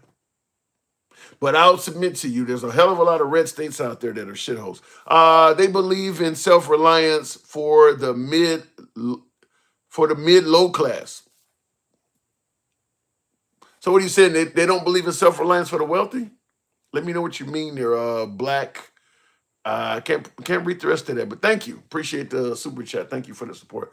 I really can't say that Biden was negotiating either. He just gave money. Now, Biden wasn't giving them money. Biden was giving them weapons. Biden was giving them intelligence. Biden was giving them hope. The Ukrainians were in a far better situation under Biden than they are under Trump. Trump got in there and greatly reduced any weapons and assistance we were giving the Ukrainians. Stop giving them intelligence. Obviously, stop giving them any kind of money or anything. Tried to negotiate with Russia. And while he was doing that, Russia was free to bomb the shit out of the Ukrainians. And they couldn't respond. I mean, Trump literally is like jumped in a boxing ring and tied their hands behind their back. And then tried to talk to the other fighter that was still swinging the whole damn time. So the Ukrainians took a whole lot of hits to the face because of what Trump did. What Trump did for the Ukrainians is significantly worse than what Biden was doing. Because the Ukrainians are smart enough to know that Russia is not going to negotiate. They want the whole fucking country. Trump is trying to do something that they don't want no part of. And while he's doing that, people are getting killed. I mean, what Biden was doing was going to be similar to what Afghanistan did to Russia, where Afghanistan kept fighting back to the point where Russia just felt like it ain't worth it. That's what Biden was helping the Ukrainians do, is continue defending your homeland to the point where they're going to realize this is just not worth the fight. What Trump is trying to do is tell them to surrender whole swaths of land and hope that the Russians don't come back in the future. They would much rather be under Biden than under Trump. Go with your mom next time she buys your groceries. What did it say? Ukraine is at war because Bill Clinton took their nukes. Okay. But Bill Clinton promised that if they do go to war, the United States would help them. Trump came along and violated a whole lot of deals we made. Obviously, the Iranian deal that Obama made, he violated that. NAFTA, he talked about getting out of the UN, getting out of NATO. Trump came along and showed the world you cannot trust any deal you made with the United States. If he comes along and thinks it's a stupid deal, he's not going to honor the American signature that's on the dotted line. He came along, and anybody going forward should now know that the word of the United States is only as credible as the current commander-in-chief. If you make a deal with President A, President B may come in tomorrow and just break it. Trump has made America look like we're not very credible. Now, I'm not going to argue with the notion that Trump claimed some of the deals were bad or they weren't in the best interest of the United States. We can debate that. Maybe Trump is right, maybe he's wrong. But the fact is, once you put your name on the dotted line, you're supposed to honor your word.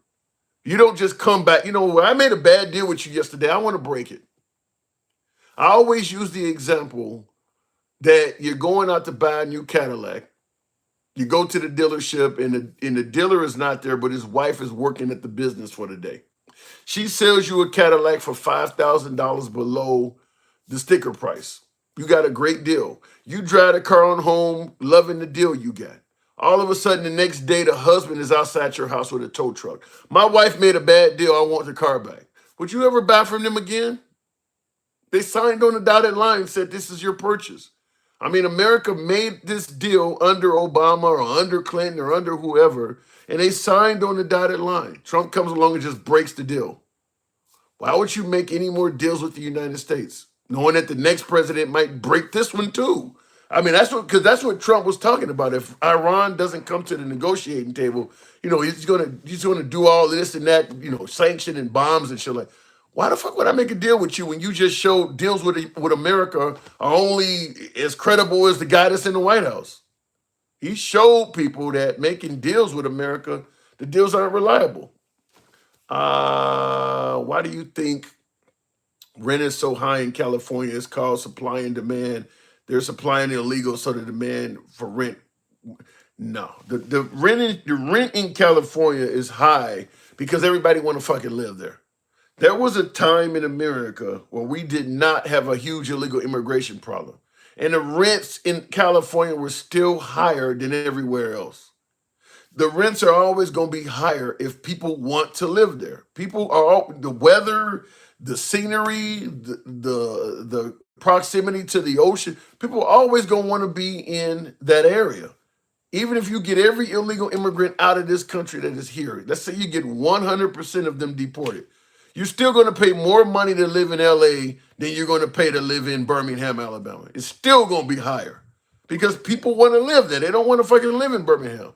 So it ain't got nothing to do. The rents are high because everybody want to be there. It ain't got shit to do with illegal immigrants. No one wants to live in California. Bullshit. There's still plenty of wealthy people living in California. You don't want to live in California. It's because California has the best weather and everybody wants to live there, and they have a bunch of mountains. And what else is it? A bunch of mountains, so there's not enough flat land. Now, some of it is zoning issues as well. When you look at any heavily populated city, you notice skyscrapers and tall buildings. If the area is only so big, you have to build upward to accommodate all the people that live in the area. The problem with LA is they got zoning issues. So unlike most big American cities, they don't have a lot of citizens living in high rises, like in Chicago or like in New York, where you can live on the 30th, 40th floor. They don't have that much of that in LA. In LA, most of the structures are only 1, 2, 3 stories tall because of the way they got it zoned. They need to change that and allow construction companies or whatever you want to call it to build high rises. That would make for far more housing, and then they could probably reduce some of the rents. But zoning is a problem out there too, so that's in there as well. Laughing my ass off at the California demons. You're so colorful. Okay, don't know what that means. There is an estimated 70 million illegal people in America at this time. You think 70 million? There are only, 360 million people living in the country? You think 1 out of every 5 people in this country is illegal? That's way too high. It ain't no 70 million illegals living in this country. It ain't that many of them. I think you're way above what it really is. I don't think it's 70 million. And I see somebody said 10 million came in under President Biden. That ain't true either. I'm not saying that Biden was not doing a piss poor job with the border. I'll entertain that. Oh, excuse me, but 10 million people did not come under Biden. It wasn't that many people. That's what Trump was telling you. You see him at a rally saying that 2 million came in, the next rally is 4, the next rally. Trump was just making up wild numbers. 10 million people didn't come in under Biden. We can argue that too many came in under Biden, but it wasn't 10 million. It definitely is not 70 million illegals in this country. That's insane. It's nowhere near that. You're right. It was 30 million that came in under Biden. Yeah, go ahead. Make up crazy numbers to your blue in the face. 30 million people. You realize how big that would be? Do you real? I mean, you just look at the average size of a stadium that's full, at a Yankees game or something like that. That ain't 30 million people? Yeah, that's insane. These people love the Democrats. Don't know what that means. Everybody loves somebody, huh? MAGA can't do math. That's what it sounds like. Trump was going to sell 1 million golden visas. There aren't even 1 million people in the world with 5 million, though. All right. Ask Google how many Biden let over. I don't think people know. I mean, because there's no way to keep track of how many illegals are here because they're illegal. They're not all on record. But I don't think, because I mean, that means it would have to be around 2.5 million a year over 4 million. That's nowhere near true. But I'd be curious to ask. I'm going to see what it says. See what do you call it? AI or whatever it says. I think here's where I will say also too. The difference between what MAGA refers to as an illegal and what actually is an illegal is where the problem is. Temporary protected status, which is what the Cubans, Venezuelans and Haitian migrants had, that's legal. Coming to the country and claiming asylum, that's legal. MAGA considers all of that as an illegal immigrant. That's why your numbers are greatly inflated. You're throwing people in there that are not officially illegal. You guys view, for MAGA, damn near anybody in the country that doesn't have citizenship is here illegally. I mean, you guys group a lot of people in the illegal category that are not here illegally. The Haitian migrants in Springfield, for instance, those are not illegal people. They're not here illegally. To you, they are, though.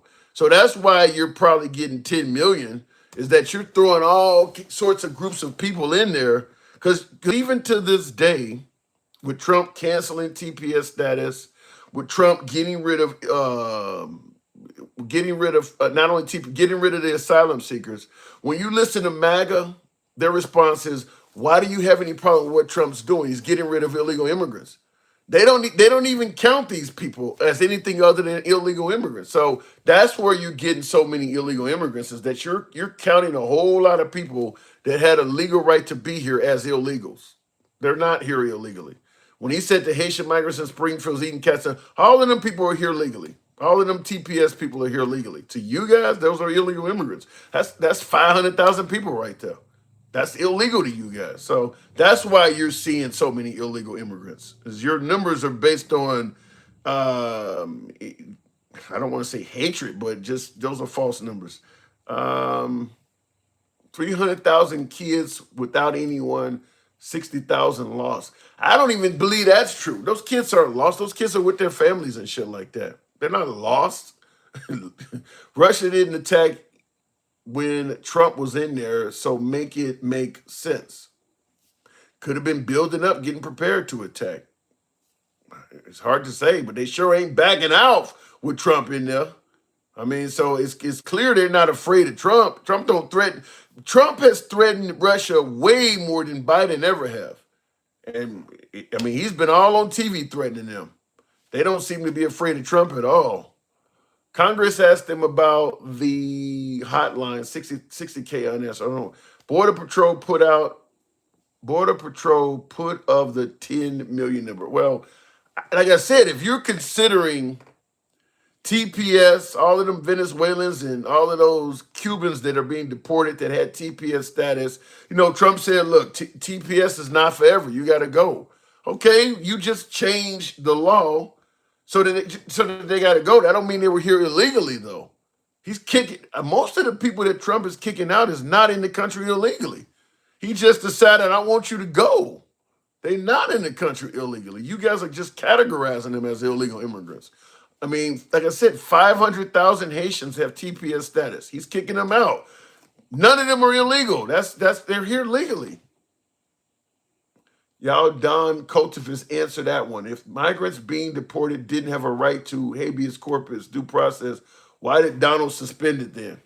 Yeah, I tend to agree with you on that.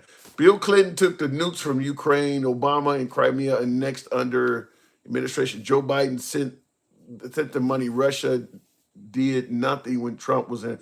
Here's a point on that. One of my viewers earlier asked this question. Because Trump and MAGA are often bragging that there are no new wars under Trump, and there were all these wars under everybody else. My guess that's a really good question. Trump bragged that he ended like 8 wars. Why didn't you hear anything about any of these wars when the Democrats were in office? When Trump was slamming Democrats for all these wars start, when did those 8 wars start? If no war started under Trump, when did all of these wars start? Because he's taking credit for ending 8 wars. No new wars under him. They all started under, I didn't hear about 8 wars started under Biden. I never heard about that. Somewhere along the line, something Trump is saying don't make sense. You're bragging that no war started under you, but you're also bragging that you ended 8 wars that nobody ever heard about under the previous administration. Sounds to me like the 8 wars you're talking about you ended, many of them started under your watch, and you just don't want to mention that part. In the comments, HB 8445 giving DF soldiers 100% VA disability. That's a good thing, ain't it? Yeah, none of it makes sense, King Fing. Yeah, it makes no sense. You're bragging that no war started under you. They all started under Biden and Obama and all of that. But now you're claiming you put out 8 wars that we had never heard about under Biden. There had somewhere along the line, some of these wars started under you, and you're just not acknowledging that. So you gotta just think about what he's saying, and you realize some of that don't make sense. Let's see a Mexican and a beer drinking McDonald's eating MAGA. Okay, I don't know what you're trying to say there. These people got a big heart for immigrants, but when 58 black people shot in one weekend, that's just a normal day. Okay. I don't know when all of a sudden how the right is trying to pretend like they care about liberals and shit. People getting shot in Chicago, we need to care. You didn't give a shit about it when they were talking about gun laws or when they were talking about getting universal health care. So look, if you want to you want to lower crime in Chicago, do it. But the idea that all of a sudden the right is so concerned about liberal lives in Chicago, nobody's buying that. Nobody's buying that. When they asking for health care, you don't want to give them that. If you give Americans health care, you can save a whole lot more lives than what is being lost in Chicago. A whole lot more people in this country that are dying due to improper health care than they are by gang shootings. So the idea that the right all of a sudden cares about liberals all of a sudden, we want to save a bunch of liberal lives and ignore the liberals that are losing their lives in our states. Nobody's buying that. Anyway, I got what does that say? They're not ready for the Chicago talk. Send in the fucking troops. Look, if he want to send in the National Guard to Chicago, I don't know if there's anything that can be done to stop it. It is what it is. Let him, I think he's going to end up doing it. But as I've said before on the live, crime happens for a reason. Crime happens for a reason. Children with nothing to do, bad parenting. You heard about this kid that was playing ding dong ditch at 11 o'clock at night, and a homeowner chased the kid down in the streets and shot and killed him. What is your kid doing outside at 11:30 at night? That doesn't excuse what the guy did. What the guy did was cold-blooded murder. He literally chased this kid down and shot and killed him in the back. But it does beg the reason. Why is an 11-year-old kid outside at 11:30 at night playing ding dong ditch? So when I say crime happens for a reason, bad parenting is in there. A lot of these kids out here, these juveniles, these delinquents, their parents are not good parents. Bad parenting, kids that don't have nothing to do. There's no rec center. There's no basketball court in their neighborhood. There's no swimming pool. There's nothing in their neighborhood to do, so they get into trouble. So bad parenting, lack of things to do. And then at the adult level, lack of jobs, poverty, all of this stuff is what leads to crime. Is Trump addressing any of that in DC or Chicago? Is he addressing any of that? Yeah, you can flood the area with law enforcement, but is he addressing any of the reasons as to why crime happens? The reason I'm asking that is, what do you think is going to happen if he does not address the reasons why crime takes place? What do you think is going to happen when he finally tells the National Guard, we can't keep paying for this, you guys got to go? You haven't addressed the root cause of what crime started happening to begin with. So what Trump is doing is bragging about how this has temporarily stopped crime, when I think everybody realizes it's not a permanent solution. What we're going to end up having is Trump taking credit. Well, but at least I stopped crime for a few months. That's what we're going to end up working with. At the end of the day, that's what's going to happen, is you're going to have Trump supporters saying, well, but at least he stopped it for a few months, and if he could save one life, then that's good. That's what we're going to, because this is not a permanent solution. This is not a long-term solution. We cannot afford to have all of American cities flooded with National Guard and Humvees just sitting around and shit. We can't afford that. That's not going to last very long. But while it's there, crime will be down. Once it's gone, crime will come back. You can mark your words on that, because he's not addressing the salaries in DC is not went up. Employment in DC is not, in fact, employment is going down. Employment is going down in DC because he fired so many people. He's not addressing any of the root causes of crime. So what's going to happen right now? Somebody said, what's my point? The point is the criminals are going to just lay low until the National Guard leaves, and then they're going to come back. You don't hear Trump bragging about he's arrested a bunch of murderers, do you? I mean, if D.C. had a high murder rate, you sent in the National Guard, and they're not arresting murderers, then that means all of the bad people are still out there. They're just laying low. Okay, you haven't had any murders in a certain period of time, but you haven't arrested any murderers. So they're still there. They just ain't killing anybody right now. So the minute the National Guard leaves, those people spring back into action because you haven't taken any. How long has this been going on? 2 or 3 weeks? Have you heard of them talking about any real hardcore criminals they've gotten rid of? Most of that shit amounts to illegal immigrants. Most of that shit amounts to immigrants that they're deporting. They're not really taking off the streets any hardcore criminals. And that's what's going to happen in Chicago. They're going to flood the city with all of this shit, and the criminals are just going to lay low. And then the minute they leave Chicago, and you know Trump is not going to continue pumping a bunch of money into Chicago, certainly when the people ain't giving him credit for anything. So eventually he's going to withdraw the National Guard, and the crime is going to come back, and he'll say these people are just hopeless or something like that. But at the end of the day, we're going to look back on what he did in Chicago and say that it was not worth the money you spent there. But it's his pet project right now. A lot of MAGA likes him sticking it to the liberals. So we'll deal with it for the interim. It's your boy Tim, the handsome liberal. I got to step away. I'll catch you guys tomorrow.